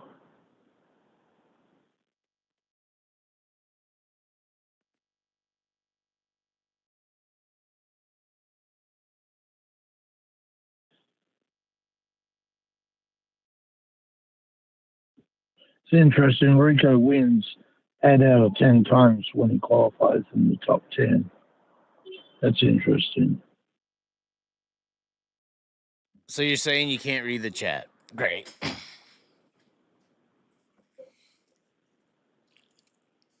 I don't know if anybody wants to call in, though. I mean, I can make a song tonight if nobody wants to call. Yeah. It looked like we did have a missed call, so we can let you go and try to have somebody call in. That's interesting. That's an interesting stat about Rico. What's that? So, regarding the information where it said with Rico qualifying in the top 10. So he has to qualify good? Yeah. To win, he's got to qualify good. I do want to thank John Ellenberg from Springfield, Illinois, for purchasing a late model Princess and a Ginger Kitty shirt, bro. That's great. That is awesome. I still think they're the best. They're the best on the market. Here's an interesting fact for you, Chaz. It was Sanders' 15th win at Chico. 15th? 15th win at Chico. Huh.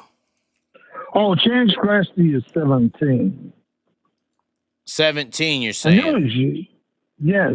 And he came from 360s. He only did, he wouldn't have done more than 5 410 races last year. And I know that car had problems, the 410 last year at the end of the year. It was fast in the 360s, but their 410 motor would never run. They had a lot of trouble with it. That's usually how it goes. But anyway, you want to see what we can see what somebody else is going to say tonight. Fox Racing 218 says Geek Bars Easy or the Loons repping Minnesota. Yeah, he said that a long time ago. Your chat must be extremely behind. No, I was just scrolling back. How about the late model race, Chaz? What was up with the late model race? What happened with the late model race? I don't know. Yeah. I seen a video clip tonight of... There was a guy that flipped the shit out of it, I'll tell you that. Yeah. What was another? I thought it said Brandon Overton. I don't know whether that was Cody Overton. Yeah. Yeah, Cody Overton flipped the shit out of it. Yeah, but it wasn't a hard flip, though, Chaz. A lot of it, if you take a look at it, like, it didn't really come down on, like, a lot of the flipping was in the air, and then one of it landed on the sidebars. So, we got the replay on the screen right now. I don't know that car was all that badly torn up.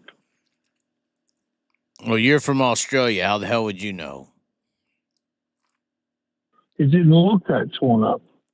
Like how, I mean, it's a lot of weight hitting high, the ground there. I mean, it's not like these cars are light. Right, but if they land in the center section, that might not be too bad as landing on the clip.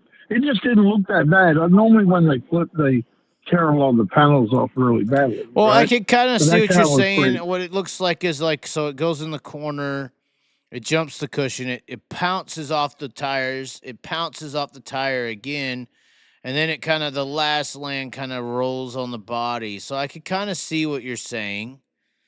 Because it doesn't really have it. You're saying it doesn't have any contact with like the top of the car, the bottom of the car indirectly. It kind of just rolls. Yeah, it didn't come down like it didn't come down like hard on like, you know, four wheels or the clip punching into the ground, you know, like it wasn't hitting probably the chassis is all good, you know?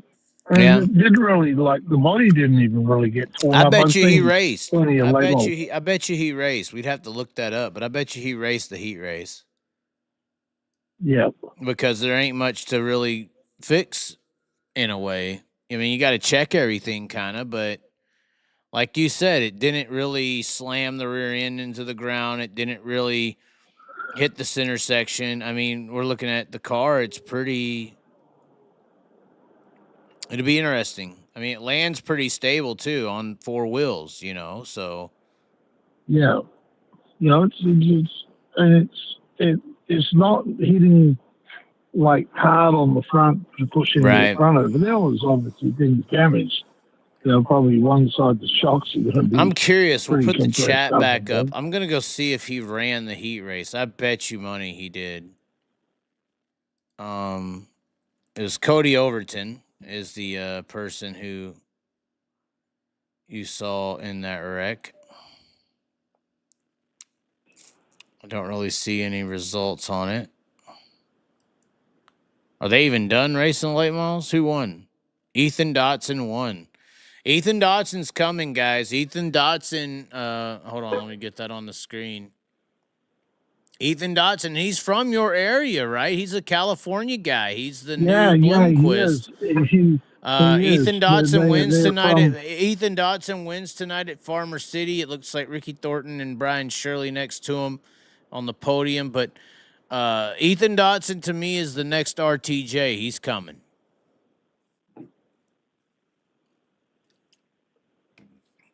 Yeah, someone says here, Fox Racing, he's saying the car wasn't totally wrecked, but wasn't a fun ride. I can tell you this much for free. Yeah, it didn't look like it tore a lot of the panels up or anything on that car. Looked like it all stayed intact. You know, normally when late models get upside down, it folds ever and ever, you know?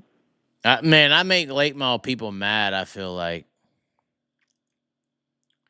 Every time I'm talking to late model people and I'm like, hey, I think this guy's coming, he comes. Like, I was saying RTJ like 10 years ago. I said Ethan Dotson 3 years ago, 4 years ago, actually. Like, I can predict these late model guys pretty damn good. Hold on, let's see here. So here's the heat races LCS. Cody Overton is in an LCS. Let's see here. Is this the results? No, they got the rollout. He was supposed to start third in the heat race 3. To be in an LCS, I'm guessing he didn't make it to that heat race call. So maybe there was some damage in there that we didn't necessarily see. Because if you start third in the heat race, you're not in the back of the C. There's no way. There's just no way. Yeah. Yeah, no, I'm not saying there wasn't any damage to the suspension, but I don't. That car was fairly intact. You know? Somebody said Chaz trolling the viewers in the chat. I literally was just watching the internet the whole time. I don't know what y'all been saying, but yeah, I mean, it didn't look that bad, but there's a lot of little components in these modern late models, you know. Yeah. And if any of those are bent up or messed up, they replace them before they get back on the track. Yeah, yeah. This would have needed. It definitely would have needed springs and shocks, and it probably been an AM or something on it. It may have even pushed the.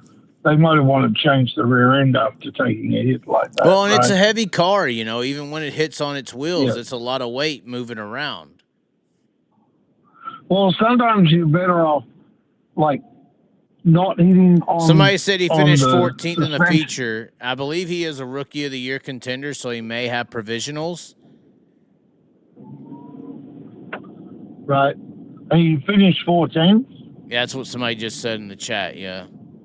Okay. So he at least he did finish, but he had to take a provisional, I'm assuming. Like normally when you see late models flip, there's panels going everywhere, right? That's normally the way it breaks off a lot of that small structure that they have to hold the panels on, which is usually like lightweight inch tubing or something, or half-inch tubing. Well, the chat's saying people are trying to call and he won't answer. It does look like we've had 4 missed calls. So do you have anything else you want to say? I just want to keep the chat engaged. Just wanted to call in and say my bit about what between those two choices you were giving. I would just say myself, I wouldn't put one ahead of the other. I'd just say that's amazing for both those guys. Right? Yeah. Let's just give the love I'd to agree. both of them. Outrunning Shane Golobic at Chico's not easy. That's a good performance by Chance Gradsky. Well, Sanders and Golobic at Chico. Which I pointed out Chance Gradsky before Broke Joe, but we'll let that be his guy. He just stole my guy basically. But yeah, I think it's equal performance. And the other thing you got to remember too, Chaz. This is a guy that's 17, new to a team, and you've got Sanders out there that's pretty much his own crew chief, right? And you've got Golobic out there that's had his brother doing it for probably a decade now, right? And they're two very well funded teams with good equipment. Well, we're saying it's equal. That's all. Yeah, I agree. Yeah, I just would say, not just because I'm a West Coast guy, but I would just put that as an equal and say, great job by both guys, right? Now, what I'll say is both of them need to back it up tomorrow night to prove us that it's just not a one-night thing, right? Right. Okay. Well, we got people calling. I agree with what you're saying. And the other thing about that, Chaz, the other thing about that 1H car that Grasty's in, it's not going to be like the setup with the crew chief. They haven't had that time together, and that time means a lot for the results. So I pin a lot of my opinion on that. Okay. All right, well, have a good night and enjoy the race tomorrow night. We'll try. I won't get to watch it. I'll be Uber driving all around people around San Francisco tomorrow night. Oh, fuck. You're in deep shit then, sir. Yep. Alrighty. Thank you for calling. Hope you keep listening. Okay. Thanks, Chaz. Bye. All right, it's on. Next caller. I see have y'all's missed calls. I'm waiting for the screen to go purple, blue. I'm waiting. I see it now. Let's see it. I know y'all are on a little bit of a delay, but pull your damn phones out. Oh, here we go. We already got one. Oh, shit. Who is it? Hello. What's up, Chaz? Oh, no. Who is this? Oh, man. This is Jacob from Olive Branch, Mississippi. Oh, what's going on? The home of Ricky Stenhouse Jr. So, are you mad at me for my Landon Crawley comments? What is the deal now? No, not really. No, I don't think I disagree with the comments you made. I'm not going to be a homer here. You're not going to, come after me and try to kill me or beat me up in the pits with 6 guys like they are trying to do? No, I heard about that. If you recall, I'm the guy that called in, I think it was right there before the Chili Bowl. So yeah, you're Jacob Denny. Yes, you're Jacob Denny. Yeah, that's right. I have your number. Right. I have your number. I know who you are. So look, I'm trying to be a part of your security detail, so I'm not going to come after you. That's a conflict of interest there. This is true. So what did you want to talk about? Man, I wanted to ask you, when's the next race? Where are you going to be at? I don't know, man. I mean, I wanted to go up there to Peevely this weekend. My foot's kind of fucked up because I work out and I push my shit sometimes. But the Peevely weather really is what held me back a lot. I really I'm not prepared for fucking 30 degrees. I just ain't. I don't blame you. And it was a 15-hour drive. Obviously, Knoxville is next. If I was to pick a race, as far as because I've already went out to all these tracks and I've already, I kind of know what I'm going to experience. If I was to pick a next race that I was to attend for the race, it would be Jacksonville Speedway in Jacksonville, Illinois. I believe that's April 25th or 26th. That fucking race is just, I like short track sprint car racing. That's just me. But that place fucking gets going at it, man. It gets going at it. Really? Yeah. Jacksonville, Illinois is just unbelievable. Okay. Unbelievable. I'll have to add that one to the list. Oh, it's the best race that they have all year. They just, you can only fit, it's April 25th. Hold on. You can only fit like 4,500 people, maybe not even that. Probably 2,000 people probably is the more logistical thing. But is it, go ahead. Sorry. No, you're fine. Is it older? I'll be honest with you. I've never even seen the campus or the track at all. Is the stands pretty updated? Is there room to grow? Like, are they selling this place out? It's a small little 5th quarter mile fucking county fairground racetrack, but a couple times it's the home of Brandon Shepherd, actually, I believe, the late model guy. Nice. He's from this area. It's a Fender country, but once a year they bring the fucking Outlaws in there, buddy. And it's one of the baddest motherfucking races you can ever see.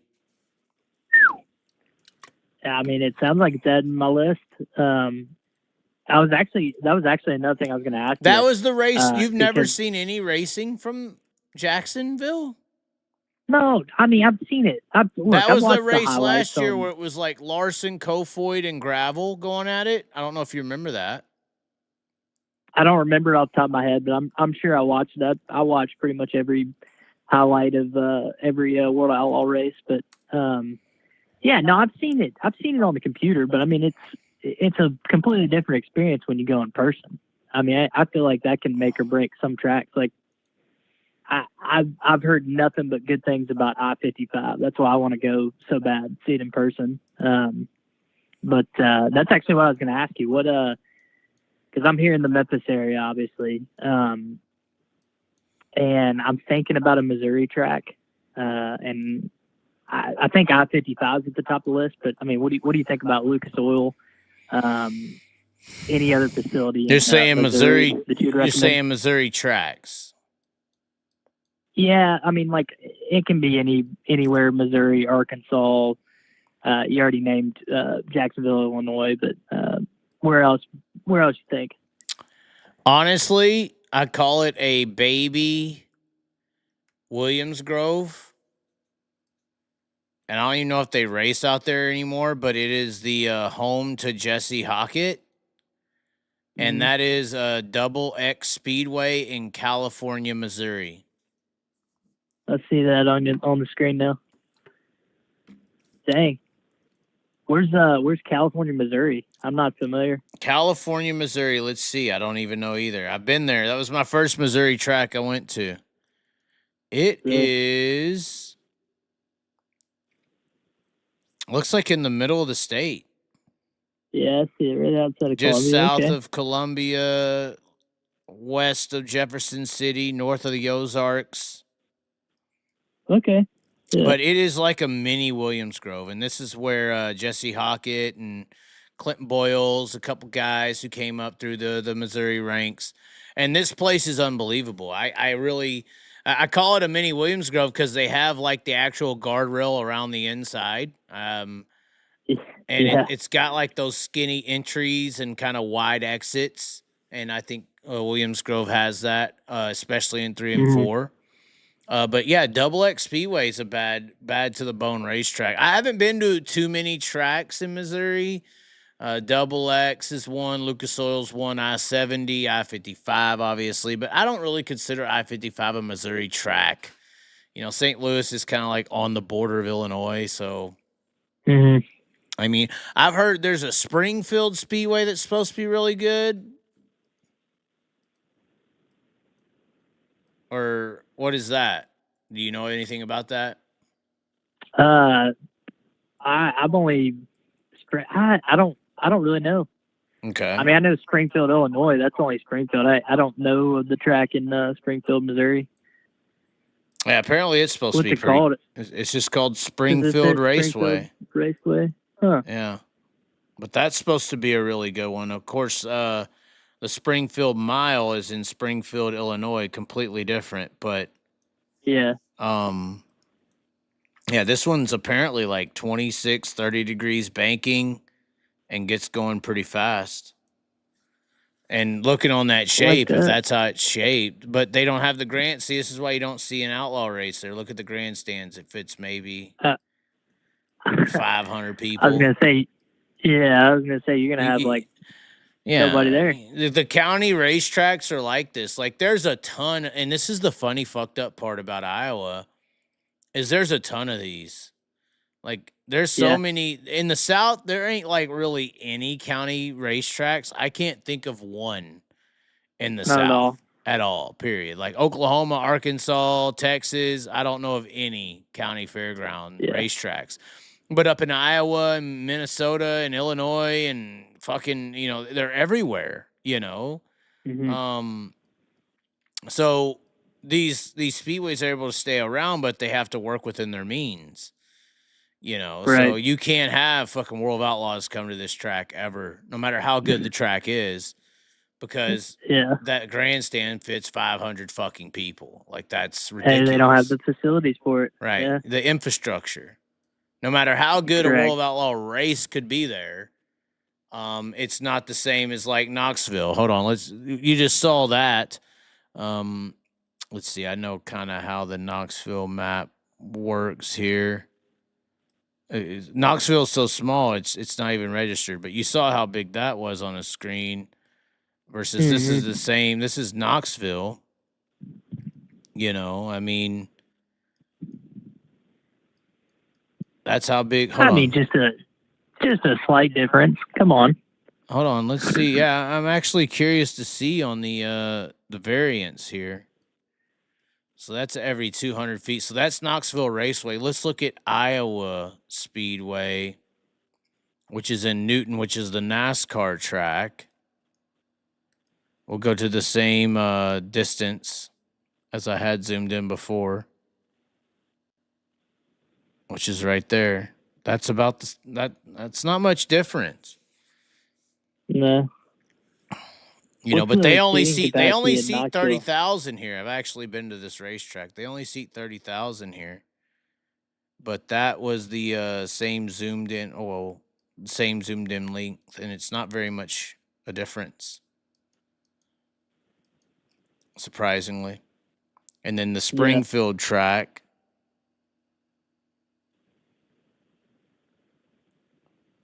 Yeah, you can kind of see the difference there. That's the same scale. So, look, you could fit that little circle at the Springfield track into fucking Knoxville and that other track like 8 times. It's a damn shame, to your point, never getting an outlaw show. The casual fan that doesn't know, they'll never know about this place. And, like you said, might put on just a hell of a race, but can't get the exposure because you're not going to get the big national touring series in there. Well, and this is why it's so important for the future dirt track or for the industry that Springfield Raceway is viewed as like a high school level in a way. Like, and you have to view it like the regional fans here need to understand like this is a profession, and this is like Springfield Raceway should be viewed as like an arena football team or something. They're not USFL, they're not college, but they're not, there could still be a really good driver at this track who could go win anywhere, So it needs to be viewed as like this is where guys are that could perform well. Now, World of Outlaws and shit need to be viewed as like NFL. But that Springfield Raceway fan base needs to also know that, There's a way for this whole industry to kind of work together. It's just so full of fucking egos that I'm not sure if they ever can, If you could wave the magic wand, what would you do to fix it? What do you mean? Just basically what you're speaking to, like, hey, this needs to be seen as kind of the proving ground before they go off into, get an opportunity at whether it be a regional series and then, eventually climb the ladder to a national series. Like what do you think has to happen at those small tracks like that, like the Springfield Raceway, to promote that and I kind of sure do everybody's in agreement? wholeheartedly. I believe it's a top-down issue.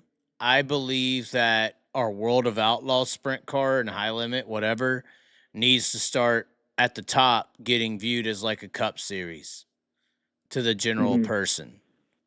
Because if that's where you set the bar, then it's like, oh shit, who's trying to be that? And then whoever's trying to be that becomes more important.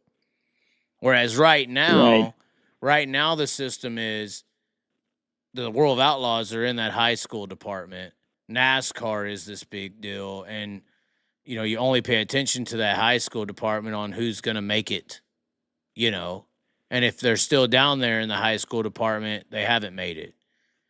So it's a trickle-down effect. So that respect of the World of Outlaws and the David Gravels and the Brad Sweets needs to be projected. I think that's the first step, honestly.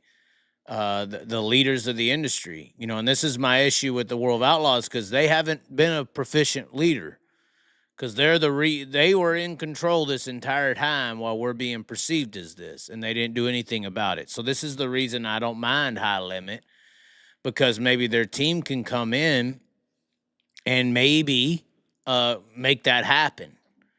I know based on historical evidence the World of Outlaws can't because they haven't. So maybe maybe high limit can do a better job of projecting the sport to the public because the Outlaws have failed with evidence. Right. Yeah. So I mean, do you think high limit's going to meet that challenge? Like, do you think? Because I mean, I don't remember what show it was, but it's been here recently. You've talked about kind of how you feel like NASCAR is kind of controlling. Even they're putting a leash series. on it. There's Yeah, a little bit of agreement. Well, at least they're projecting still see it. That as a conflict of interest. But I do see it as a conflict of interest. But this is why. So my dream scenario that I just explained to you on how David Gravel needs to be represented the same as whatever, and this local scene needs to get that respect that, say, a local scene should be viewed, a Springfield Raceway, whatever you're doing there, or at Knoxville on a weekly basis, or any of these weekly racing tracks should be viewed as a truck or Xfinity level, is what I'm saying. Does that make sense? Yeah, it makes sense. Yeah. And they're not. The World of Outlaws is viewed as a fucking ARCA, thanks to Corey Day, or a step below him. That's the ladder system they built over the 20, 30 years I'm describing here. So the bigger point is that's how those things should be viewed. And David Gravel should get just as much respect as the Cup Series points leader right now, nationally and publicly. But here's the deal. If that was to happen, every single NASCAR race that you can think of right now would be full. NASCAR would have to build stands. Because at the end of the day, the truth of the scenario, and they know this too, our form of motorsports creates race fans. This is something the asphalt world may not want to admit. But they lived off of it for a very long time until they destroyed it, and they don't understand, and maybe some of them do. Dirt track racing, if I take what I mean by this, if I take a new person who is green to motorsports, and I take them to a NASCAR race, they will probably find other things to do for 3.5 to 4 hours with their life that is more enjoyable than going to a NASCAR race. Right. It's not very exciting for 3.5, 4 hours. I've been to them as a racing person, and I get bored. I know every driver on the track and everything, and I get bored. But if I take a regular person and I take them to a World of Outlaw event like tonight, that guy may want to see this shit again. Oh, yeah. That's a fucking show. Holy fuck. That guy just flipped into the wall. They just raced all over. This is he just slid him. Oh my God, look at, it's an entertaining form of motorsports. Especially at those bull rings. Well, just in general, the worst race at Knoxville is more entertaining than the best race in NASCAR. Right. That's what I mean. Our form of motorsports creates race fans. And so, in an environment like the 90s when motorsports was flourishing, when all forms, and even IndyCar has an argument here, all forms of sport should have equal representation to the public so that we have the opportunity to properly create race fans. There's some people who may see our dirt shit and may not like it. They may like IndyCar or fucking road racing or something. So we're just not getting properly represented. But the reason the dirt thing works the best is because of the local and the grassroots term. I'll agree with NASCAR. These local little racetracks are grassroots, but they're also grassroots, not just for the Cup Series, but they're grassroots for the World of Outlaws and the Lucas Oil Late Model Series. So that's a big difference when you're projecting it and marketing it that way. So that's what I mean as far as like when you have dirt racing relevant and people view your local or regional racetracks as this important level of motorsports, all of a sudden people start going to it. Our form of motorsports creates race fans. Now, all of a sudden, all these little pockets of the country, even in some city areas like it used to be, sprint car and dirt racing used to be more relevant in the cities. Those areas start becoming race fans. And so this local racing scene has grown, this racing fan base. And when you come there with your NASCAR or Cup Series or any kind of racing series event, you are coming to an area that has been grown into a racing town or area based on the local racing scene. This is why PA is so successful with their racing events. Pennsylvania in general, Pocono, one of the boringest NASCAR races. They get plenty of fans because they're going to a racing general area, and this is where the lost foresight of egotistical fucking money people, we're just wanting to be the best, have lost that sight and not understanding how important it actually is for that local dirt track race to be viewed as an Xfinity or a truck event. What fucking what Xfinity or truck driver could go to a Knoxville weekly race and win the fucking 360s? Like none of them. No, think about that. Think about how many of them could go to fucking BFE IMCA modified racetrack and win the event. None of them. Right. So that should be viewed as just as irrelevant or just as a relevant showing or displayment of talent. In a sense. It deserves respect. Right. And that is, and this is the deal.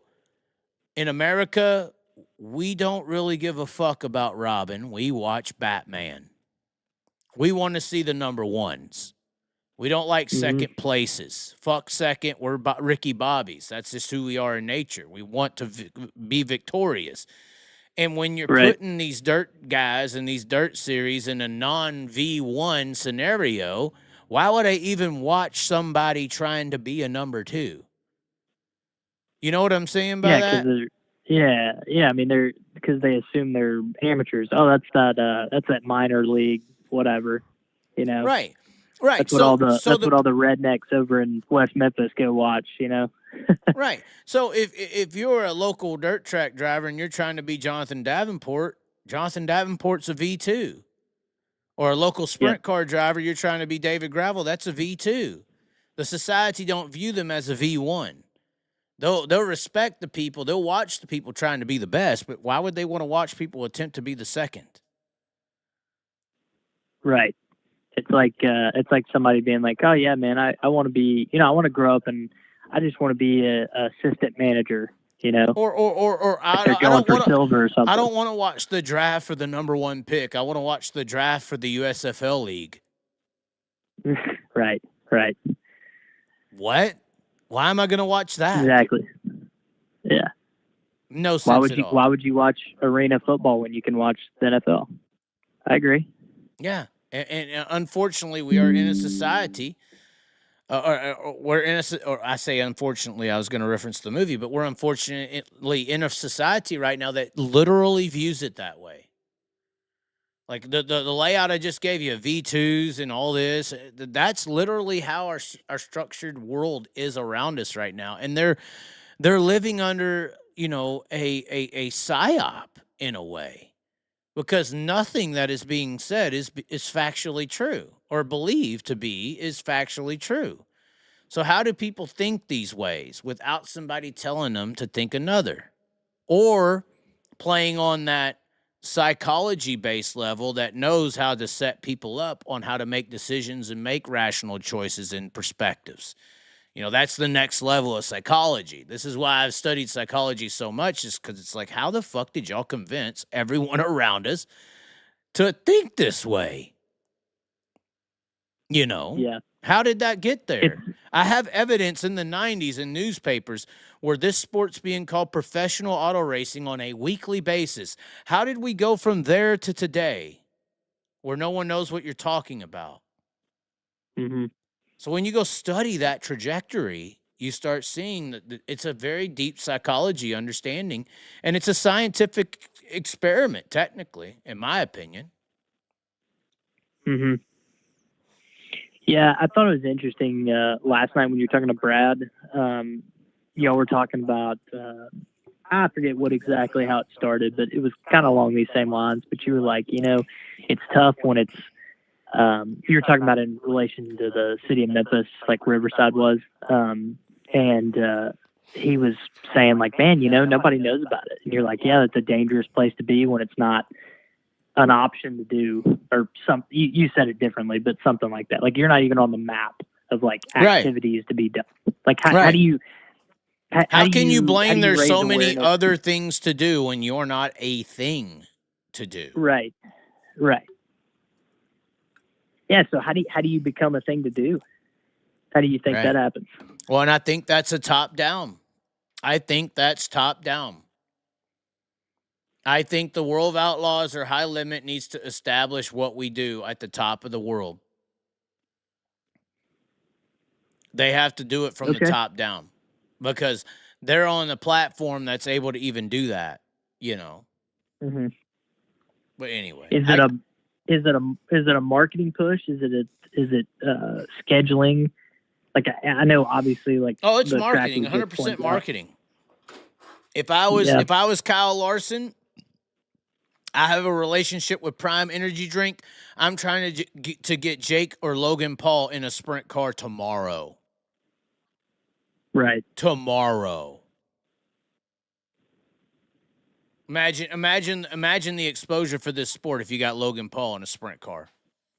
Oh, it'd be huge. You'd get It would change the kids game. that are watching YouTube.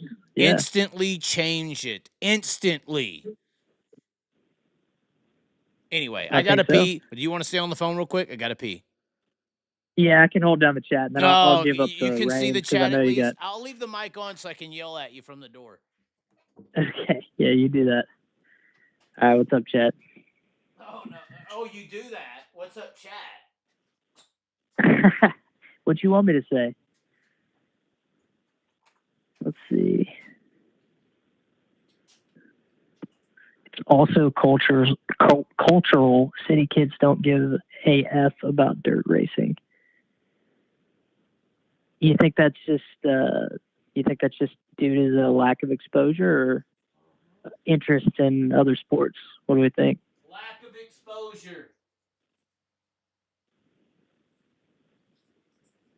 Hey, Williams, it's Jacob Denny, live with the Chaz. What's up?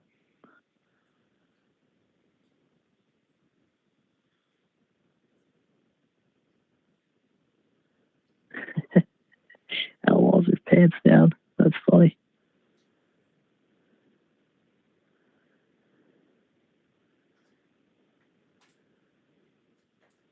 Yeah. Minimum requirements for facilities. Yeah, I mean, that's a problem. I mean, everybody watched that high limit race at my home track, Riverside, over here last year. Knocked the damn fence down. Freaking just had to basically put it back up right over there. Hold on. Kind of wild looking, but We got to respond. Where did you see this inner city kid comment? Where was that at? It's 77 HP. You see, it's the culture doesn't care. The exposure doesn't matter. No, it's the one he said before that. You got to scroll up. CD kids don't give a F about dirt racing. This is it right here. There it is. Yeah. I'll say this right now. I have actually, because I interact with the culture. You don't, obviously, sir. I've been to a lot of inner city interactions. Of course, the Chaz. You know, they had the Chaz in Seattle. I was there. When Black Lives Matter took over the city of Seattle, we were in the forefront. So we deal with people. And every time I show this sport to a person of another descent, we'll say, they Nice. They absolutely are mind blown. You know, they say, "What is that?" I was like, "It's a sprint car." And I used to do car shows here in the Dallas area, and we get this reaction all the time. You know, it once again, it's 100% exposure. The sport just has not seen the eyes of so many millions, probably billions of people. Honestly, yeah, billions. How many people are on the earth? Fucking 8.9 billion? All right, well, yeah, I'm confident in saying there's billions of people who have never seen this sport, ever. And I would say, I'll at least confidently say 5 of those 9 billion have seen NASCAR and either liked it or not. That's the difference. This is the deal with the social numbers and all that. NASCAR and its fucking brand is fucking brainwashed into society. They are forcing it on them worse than the COVID vaccine. And there's people that don't give a fuck to watch that shit. You know, they tuned in one day and they're like, what the fuck is this? But all I'm saying, you know, look at the social numbers of dirt racing. All that's organic. When have you ever seen Bobby Pierce or David Gravel on television at all? Oh, never. ESPN, FS1, any of them. And they got fucking 100,000 followers. You know, they're lucky to get a feature on YouTube or anything. Right. You know, FS1, I guess they had their dirt documentary. Okay, yeah, sure. You had it at 5:30 at night. Nobody who knew what the fuck was going on cared to watch. It wasn't marketed properly. I'm simply saying, like, these people are ghosts. If you gave this sport an ounce of the brainwashing that NASCAR's done, and this is why I say I learned how they operate,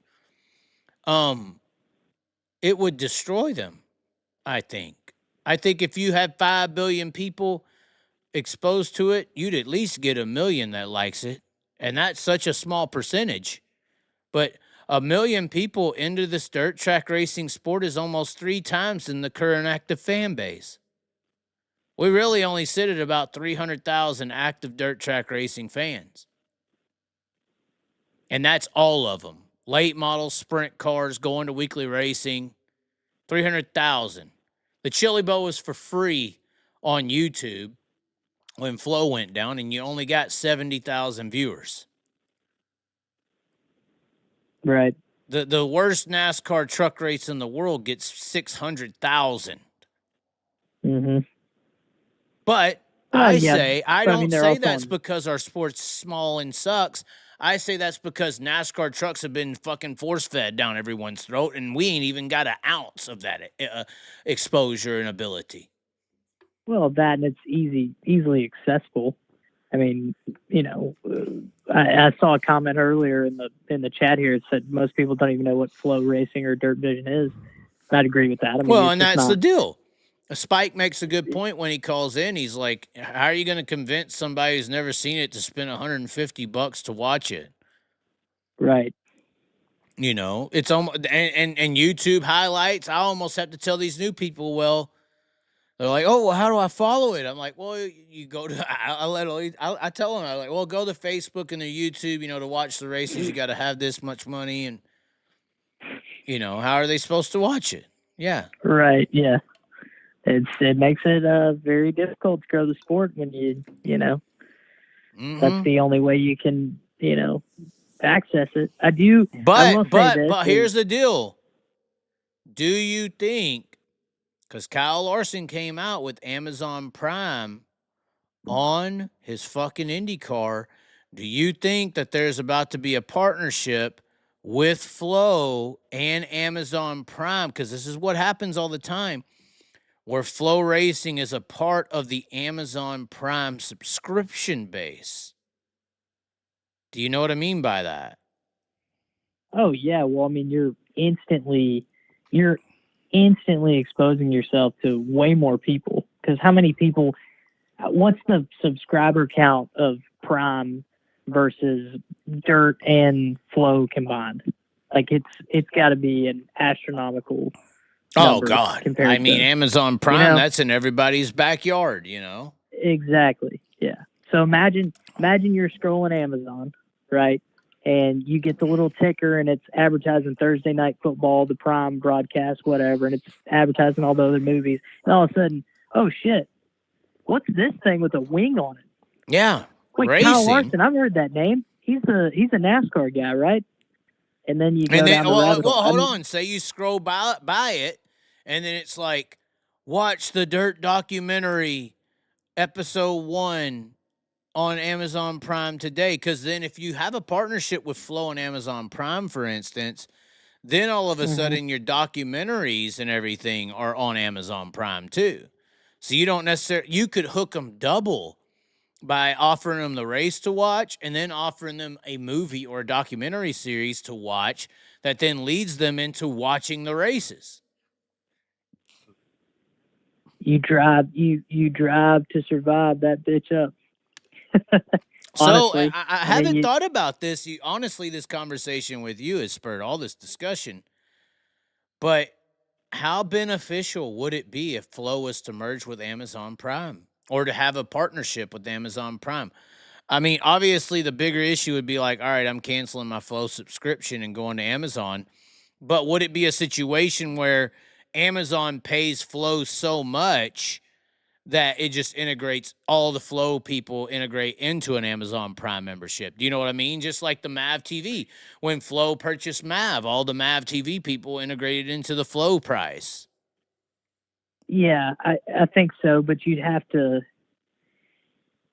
I would think that if you're Amazon Prime, you'd have to see some serious number. Like Flow would have to, the ball's in Prime's court, or in Amazon's court, obviously.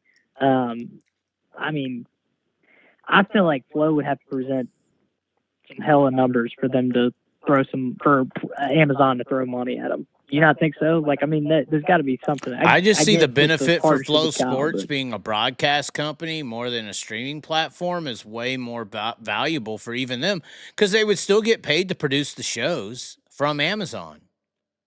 Right. You know, whatever the deal is based on what the work is. You know, so I'm basically saying Flow is a broadcast company. I'm just saying in the streaming world, all of a sudden Flow, you know, like when you're on your cable TV and you're flipping and you're like FS1 and Fox News and TNN and TNT, all of a sudden in the streaming industry, there's a Flow channel on the Amazon Prime deal. And when you click Flow, you have access to all the Flow productions, which is the wrestling, the racing, the documentaries, all of it. But obviously the benefit for Flow is that's putting you on that channel. You know, it's putting you on this national, this worldwide global phenomenon with Jeff Bezos. You know, I'm just saying you could make everything you're doing 10 times bigger than it is right now if you strike some kind of deal with Amazon Prime. Oh, I'm not disagreeing with you at all. I'm in 100% agreement that would for sure boost. That would be extremely beneficial for Flow. Obviously, it would be easier said than done doing a deal with Prime, but yeah, I mean that would be super cool, and it definitely put a lot more eyes on it. I think it would add some. I think, to be honest, this might be a That's cold what it take, needs. but I think it would add some. You're talking about being taken seriously. It would add some legitimacy to dirt racing to the common person's eye, because they're like, oh wow, they're actually putting this on Amazon Prime. Like it's not. Like, I don't think have of to this. go Here's the looking funny for it. part. I've been saying sprint cars are the F1 of dirt, because they really are. We have a really good product. I mean, it's fucking pretty stout, honestly. Right. Netflix owns Drive to Survive with F1. Mm-hmm. So maybe Amazon Prime is seeing this dirt shit and is like, hey, this could be our Drive to Survive. We can't use F1, but we could maybe make this dirt thing big and become a racing staple. So exactly. I agree, because guess what? How many people? I mean, you saw it over. Granted, they benefited from COVID, everybody being at home, right? Yeah, but F1 went from nothing still, in America to fucking, I know what you're saying. Yeah, I still think it would have been big. I think it was just, that definitely helped. But I still think there's plenty. I have friends that don't care about racing at all that know about F1, and it's like, when I say I like racing or whatever, we get in a conversation, they want to know is F1. That's all they talk about. Right. Why? Because they watched the Netflix thing and they're like, oh, I think this guy's super cool. Like, oh, I got to see his personality on here. And I think that would be, I think it'd be cool. Plus, I think I'm just like thinking out loud here, NASCAR tried to replicate that with I think they did it on the CW or something like that. Two completely different tones of the documentary. I felt like the F1 was like super serious. And I think look at these badasses. Go ahead. Oh, I was just gonna say, I think if you were to get something like that, you'd have to make sure that the tone of it was painted these guys. Basically, it goes back to the argument. Are the drivers the ones that are selling the tickets, or is it the product itself? I think it's a little bit of both. And so I think if you do a documentary, you really gotta prop these guys up and make them look like superheroes. Yeah. Right? Because then that's how people become fans. They're like, oh my God. That's what me and that All-Star guy got into it about a little bit, Mm-hmm. I think that the selling point of everything is the drivers. 100%. That's the race cars, the brand is the arena, the set, whatever, but the people playing the guitar. Taylor Swift's playing the same fucking guitar as the bitch down the street. The difference is the player. Right. And there's millions of people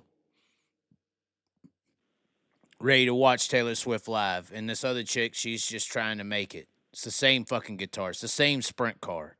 It's all about the ideology of the idolized icon. Mm-hmm. Yeah, I agree.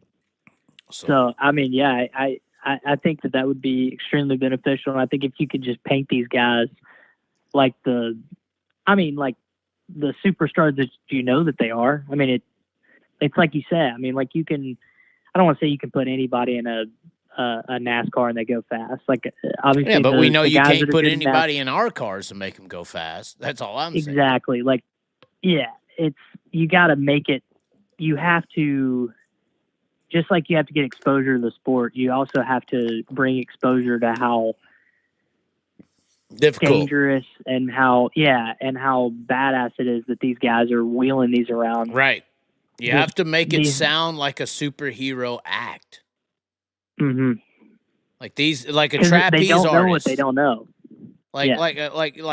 Or somebody walking the tightrope, People will show up to watch a guy walk a tightrope, and even though it's dangerous, it's still like, wow, how can he do that? I can't. Right. You know, because the guys, they succeed walking the fucking rope, but, you know, nobody really dies all the time. But it's more so in today's world. Obviously, people died a lot back in the day, respect. But people are showing up to see people do something that they can't do at the end of the day. And that goes for all sports and acts. And I think there's a lack of understanding of how difficult, like you're saying, it is that they're doing in these regular cars, IMCA modifieds, 360s. You know, I think that, like I said, I think a local IMCA modified should be viewed as like a truck at least. Yeah. Because your truck driver can't come in here and do what he's doing. We got Matt Crafton and all these fucks proving it. Yeah. But yeah, anyway. I agree. Well, hey, Chaz, I didn't mean to be that long. You're good. I enjoyed it. I screenshotted it. I'm going to clip this out. You're involved. Oh, nice. Well, you know, Jacob Denny, your favorite caller, Chaz. It's for sure. Alrighty. All right. Well, appreciate you having me on, and have a good rest of the show. And yeah, take care. We'll try. All right. See you, Chaz. Bye. All right, lines open. We're going to give it 10 seconds. I'm trying to not stay up all night long. It is 1:50 a.m. Why are y'all dragging me into the middle of the night? This is usually where I'm trying to talk the bigger girl that has a pretty face and a decent rack to come back to my place, and I'll take care of you. That's all I'm trying to say. Oh, God, we have a caller. Hello. Who is this? What's up? This is James, the X9 chassis. No, it isn't. You're lying. I swear to God it is. Why are you calling in right now? Did I say something on my show that got you to hear about it, or what happened? I've been watching your show this whole time. Well, hey, then you heard me. You heard what I was saying. I know, and I'm very appreciative. Anybody who's a fan of my boy is a fan of me. I promise you that. Well, I'll tell you, I didn't even know who you or your boy was outside of. I knew who you were outside of your boy because I talked to you at Chili Bow with the red couch. That was the drunk night we're gonna forget. But regardless, that was the night me and Caitlin got into it. I'm just saying, same day. Yeah. But regardless, I got all heated about the Sam Haferteep deal down there at I-37, and you guys were one of the guys he actually did the fucked up shit to. And your response to what I had to say the next day, you supported it because there was some people pretty upset at me because Sam is their guy or whatever. But there was a few that were like, "Fuck that! You said the right things," And I thought y'all were one of the guys who got really rooted in that deal. I didn't know exactly that was y'all at the time, but like I was saying in my show earlier, I do think that y'all are probably the most projected. If I was to judge everything I've seen the last month, y'all are running, and I told you this at TMS, I think y'all are probably the best team driver combo out of the South coming up right now, No, I appreciate it, man, a lot. Like, it means a lot, seriously. Well, we give a lot of effort. Well, and obviously this X9 deal, I think that different chassis, there's a lot of, it's almost like the World of Outlaws and High Limit. In this sprint car world, there's a lot of loyalists, whether that's a motor builder or a chassis manufacturer. Like, they just don't want to get off of Maxim because that's what they saw Steve Kinzer win races in or something. They don't want to try nothing new if it could be faster. So this new X9, which is originally CS9 with some alterations, obviously, it's good to see a new chassis manufacturer also get up in there and mix it up. No, absolutely, man. I don't know if you watch much up here in Oklahoma, but I sold a car to a kid named Jake Nell, and he's driven a sprint car one time, and it wasn't my car. So I sell him a car, he wins the first night out in it, which was pretty awesome, man. Wow. And so, we've had some people like, I don't know, man, if we want to try it, this and that. And so it's awesome for the haters that we go out and win the first night. I crew chief for him, and he won his first night out, and it was badass. And then the second time he ran second. So pretty exciting, man. Pretty exciting. But I've been listening for a while, and I'm surprised we kept you on the line this long. We've been everywhere tonight. No, man, it's awesome. I like peed say, twice. I don't know how you're here still, but continue. I'm sorry. Yeah, no, you're good, man. No, man, I'm laying here with my wife, and we've been listening, and like I say, we both just appreciate you talking good about our boy, man. And hey, I do have to correct one thing you said. How old tonight, is he? I think that's what you're going to correct, right? No. He is 16, confirmed. No, actually, he just turned 18 March 5th. All right, so I'm wrong. He's a senior in high school. So here's what I had to correct you on. He ran 5th tonight in qualifying. 5th. 5th. Who did he? Who was right behind him? There were some names. Buddy was right behind him. Yeah, Buddy Kofoid. This is why I think Broke Joe's so offended. You know, Kofoid and Broke Joe, I guess, were sexually related or something a few years ago. No, I'm just kidding. I'm just saying he loves him some Buddy Kofoid, and I like Buddy too. But I mean, that's what I'm saying. Like, because Joe has his guy on the West Coast, Chance Gratzy. He's great. He's fine. I'm just saying. But he ran second to Justin. He outran Shane Golobic at Chico. Good. But I don't know. For me, I feel like what y'all did, just qualifying 5th, out qualifying Buddy Kofoid at an Outlaw I-55 event, you know, all these people are there. Just doing that sounds more accomplished. To me, it feels like that's more of an accomplishment. Yeah. Listen, I'll tell you what I'm so proud of my kid about. So I'm looking at my race pass, okay? Carson Macedo ran a 10.44, okay? In the main event? We ran, no, in qualifying. We ran a 10.5. So It's like, dude, we're right there, man. Like, we're right there. And who is the crew chief? I mean, it's just you and him, right? I mean. So it's me and him, working on the car, but I'm going to be 100% honest. Sammy Swindell, dude, has helped us about the last week and really has taught us some simple things, dude, that are a game changer. And when I mean simple, I mean just keep it simple, quit making changes to the race car. And dude, it's just our cars came alive since Sammy's helped us. You're saying Sammy Swindell is one of the reasons you're out qualifying Buddy Kofoid? I promise you, dude. I mean, I'm as honest as they get, I got to put credit where credit's due. And Sammy just really likes my kid. And we met at Texas, man, at TMS. And out of nowhere, he just kind of started helping us a little bit. And to be honest, we were just making too many changes. Like in the 360, we'd make a lot of changes to the car all night long. And we were good. We win races. 410, man, when you get the balance, just leave it alone. I mean, Dad was just toying with the car too much. And so, does that say that in 410 racing, it's a little more the driver? You know what I mean by that? It's like you can't find an advantage with the car. It comes to a point where here's the car, go out there and drive it. You got to make up the difference. Okay, so it's funny you say that because Sammy Swindell told me, he said, back in the day, I figured stuff out. I beat people. He said, nowadays, we can all go buy the best shit on the market, and we're all fast. Right. That's what I'm saying. Probably got some points to that. Yeah. So, but I was just tinkering with the car too much, man. I was just, let's change this, let's change that. The track's doing this. Sammy at Texas, like, leave it alone. You're good. And shit, man, we should have won that night. If we didn't get rained out, I'm going to put it out there and say we would have won that night. Well, y'all were extremely impressive, and that's what I like about him is it seems like Reese adapts to no matter what size the track is, short, fast, long, big, like TMS, tonight. It just doesn't matter. He's not afraid to send the car in the corner, and there's some guys who just, I feel like they have a block on sending it, Yeah.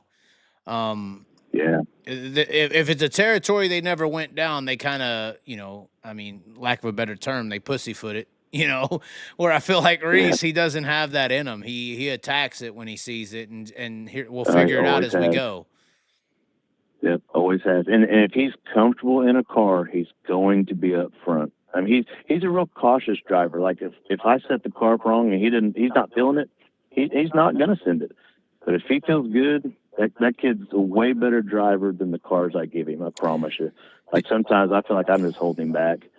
Do you think Sammy sees something? Is that what? Do you think that's how y'all came together? I mean, like I said, I saw it too.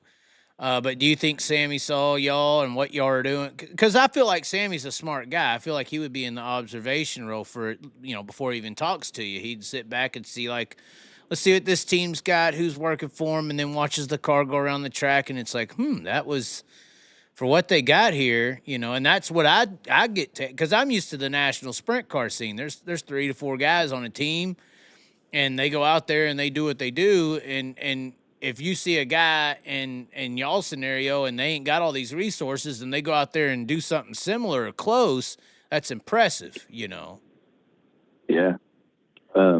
You want me to give you some breaking news? Oh, no. What's happening? Guess who's driving Sammy Swindell's car at Jacksonville World of Outlaws? Reese Moran. Reese Moran. I was just about to say, are we grooming Reese to be the next Sammy? Dude, is he about to be the next Southern superstar? We need somebody, and that's why I was trying to be so high on Landon, even though he tapered off. I'm not going to take shots, even though they're psychotically delusional. But, I want Landon to succeed because it gives credibility to the area. The reason people think California is so strong is because they've had Brad Sweet and Carson Macedo and Kyle and Rico come out of that area.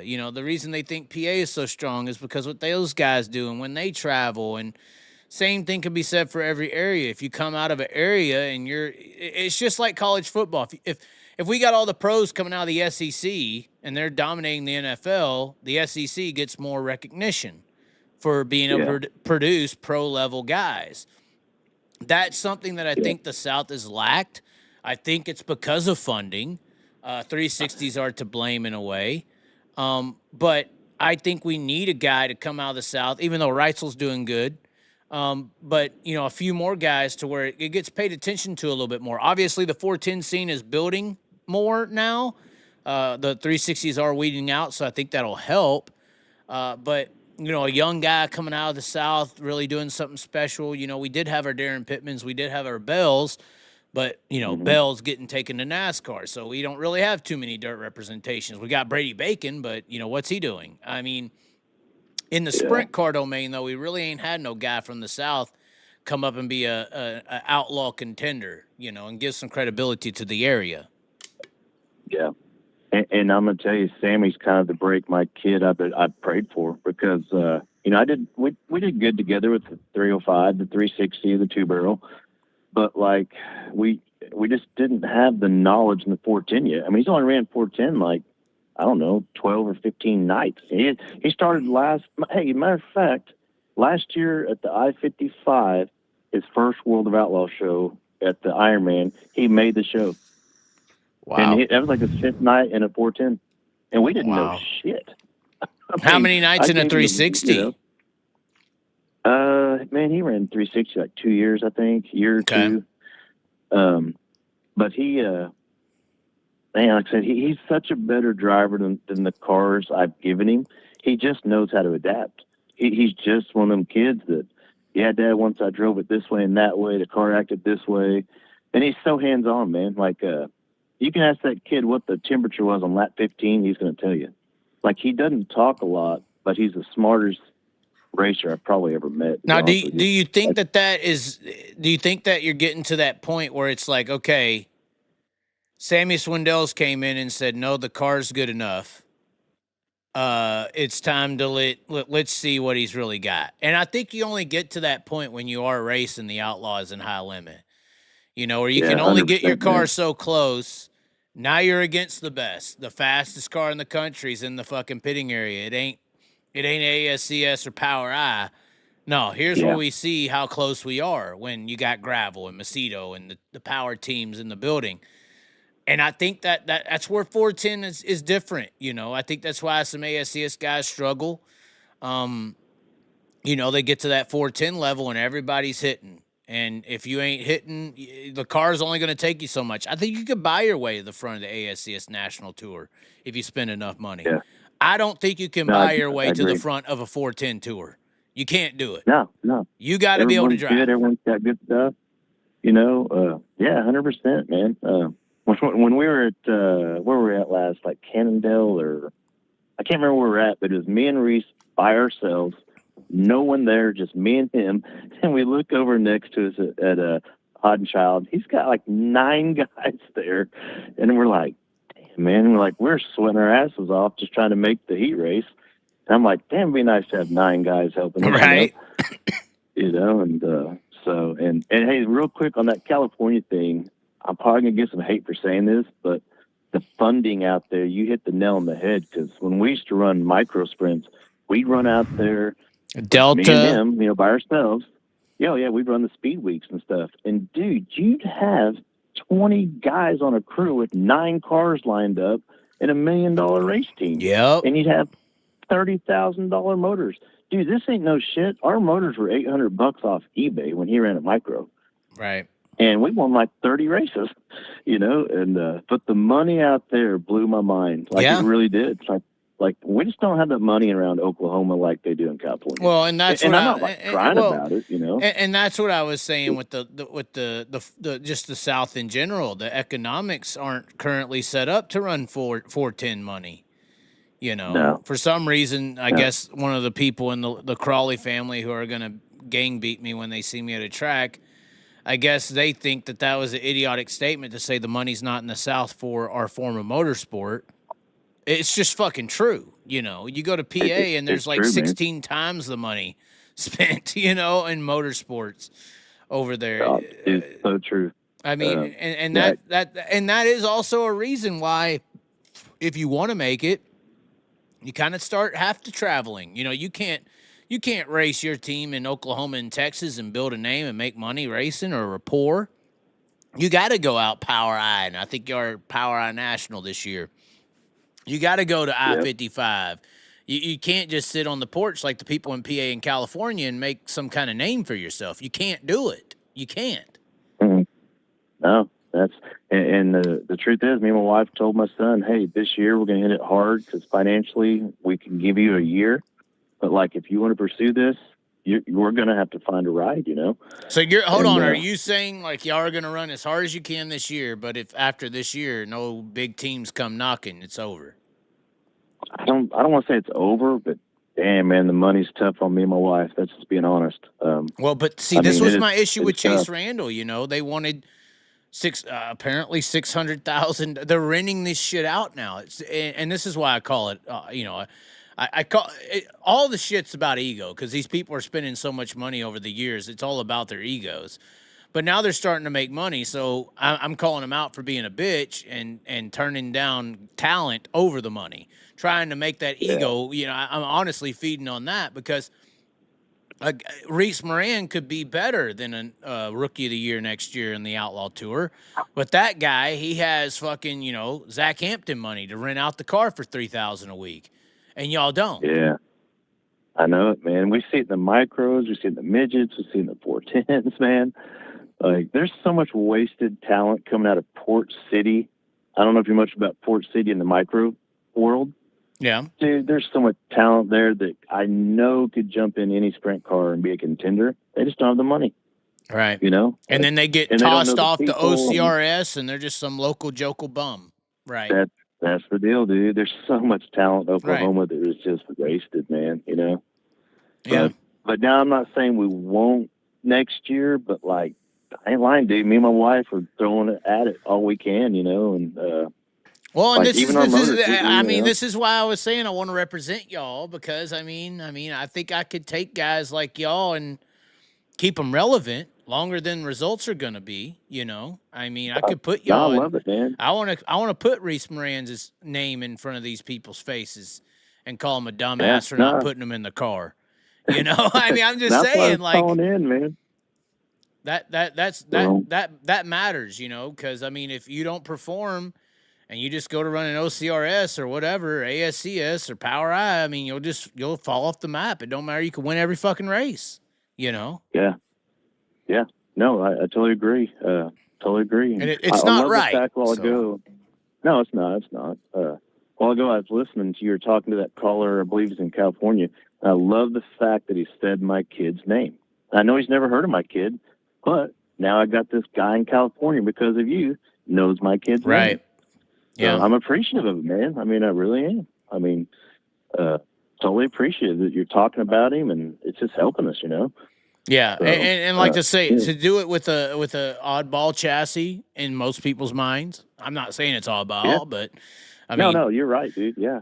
that's impressive, and it's just you and your dad, and you are out there fucking whooping up on Cody Jacobs' ass, you know, fucking Buddy Kofoid's, you know, fully funded, fucking, you know, he's on the payroll, crew chief, and everybody. They can't keep up with you.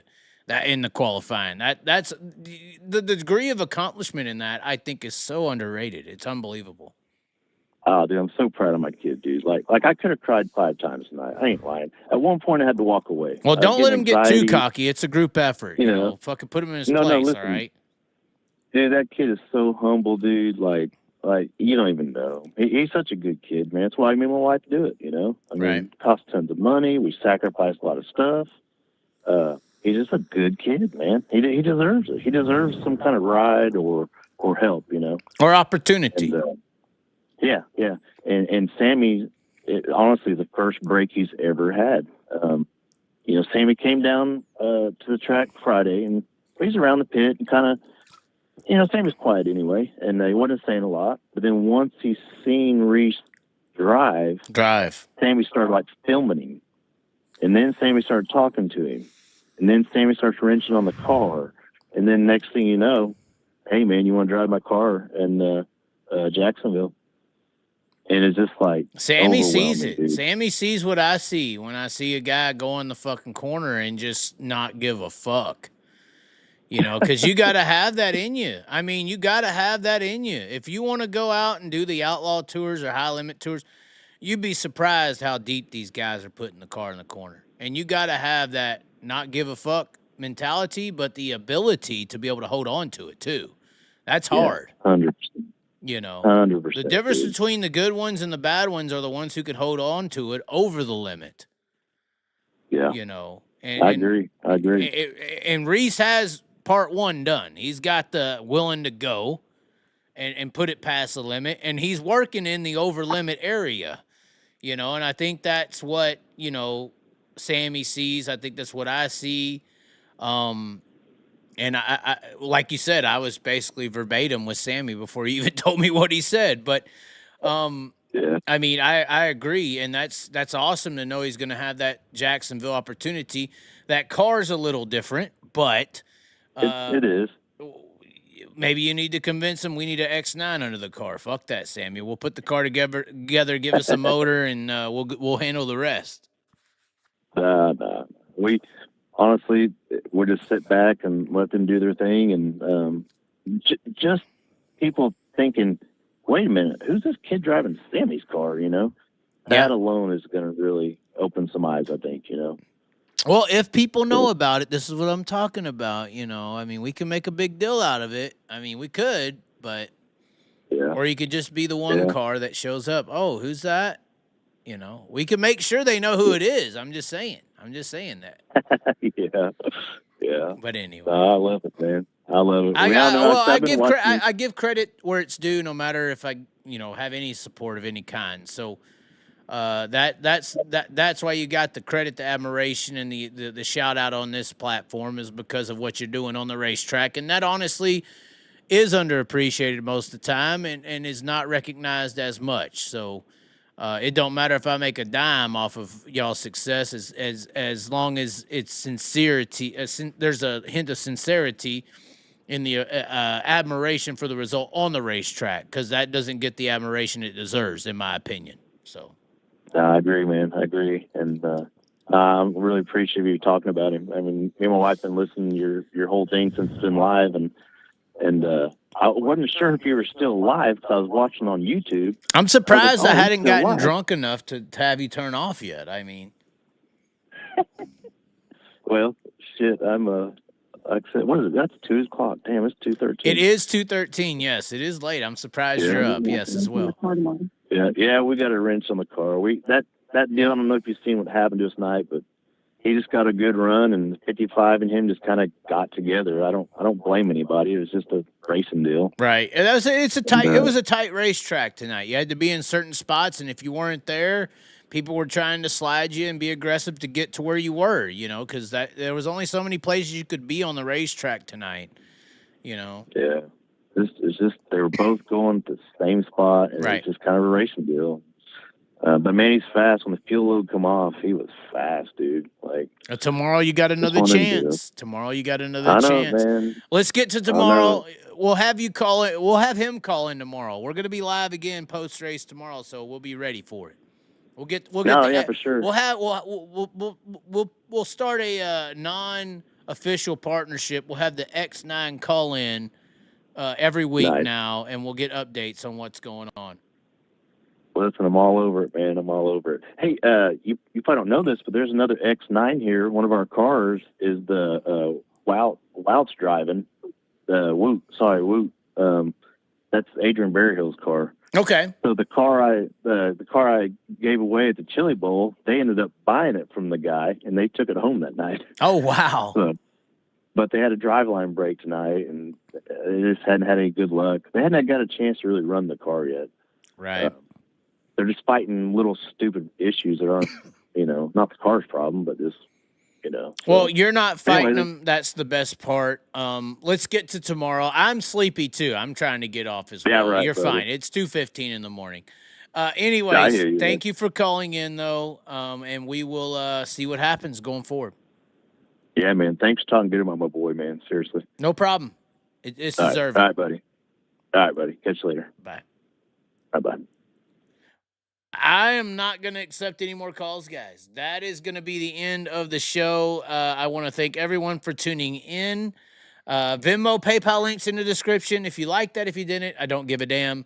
The truth will always reign supreme. As always, be sure to subscribe. And yes, it's true. I have to go pee. Thanks for tuning in, ladies and gentlemen. On my chest, facing problems down the depths. I'm ready to rip, I'm correct, a piece of the water, hit my mark, took it and said, Indian honest, where my heart is strapped, it's honest, ready to rip. Hey, jump on the track, ready to roll, ready to rip, ready to reach. Place my bets, hey, you never know when playing on hopes what you could achieve. Making the go, peace with the soul, don't matter the bottle with what you believe. Cause if I'm taking it all in the calling, it's harder with nothing that's harder than free. Not giving up, no, don't trip, gotta go. Take a slip, make a pass in the low. Put it down the gas for a show. Let it pass in the grass for the opo. Got first, never last for the oh no. To the pass, to the glass, to the photo. Cause I'm gonna pass all you cowards with ease. And when them speeding demons come, we don't feast with the beast and the evil hunting lust. Burn your cheeks when I speak with my real passion, love. Turning all your tricks against you cause you're one and only master here.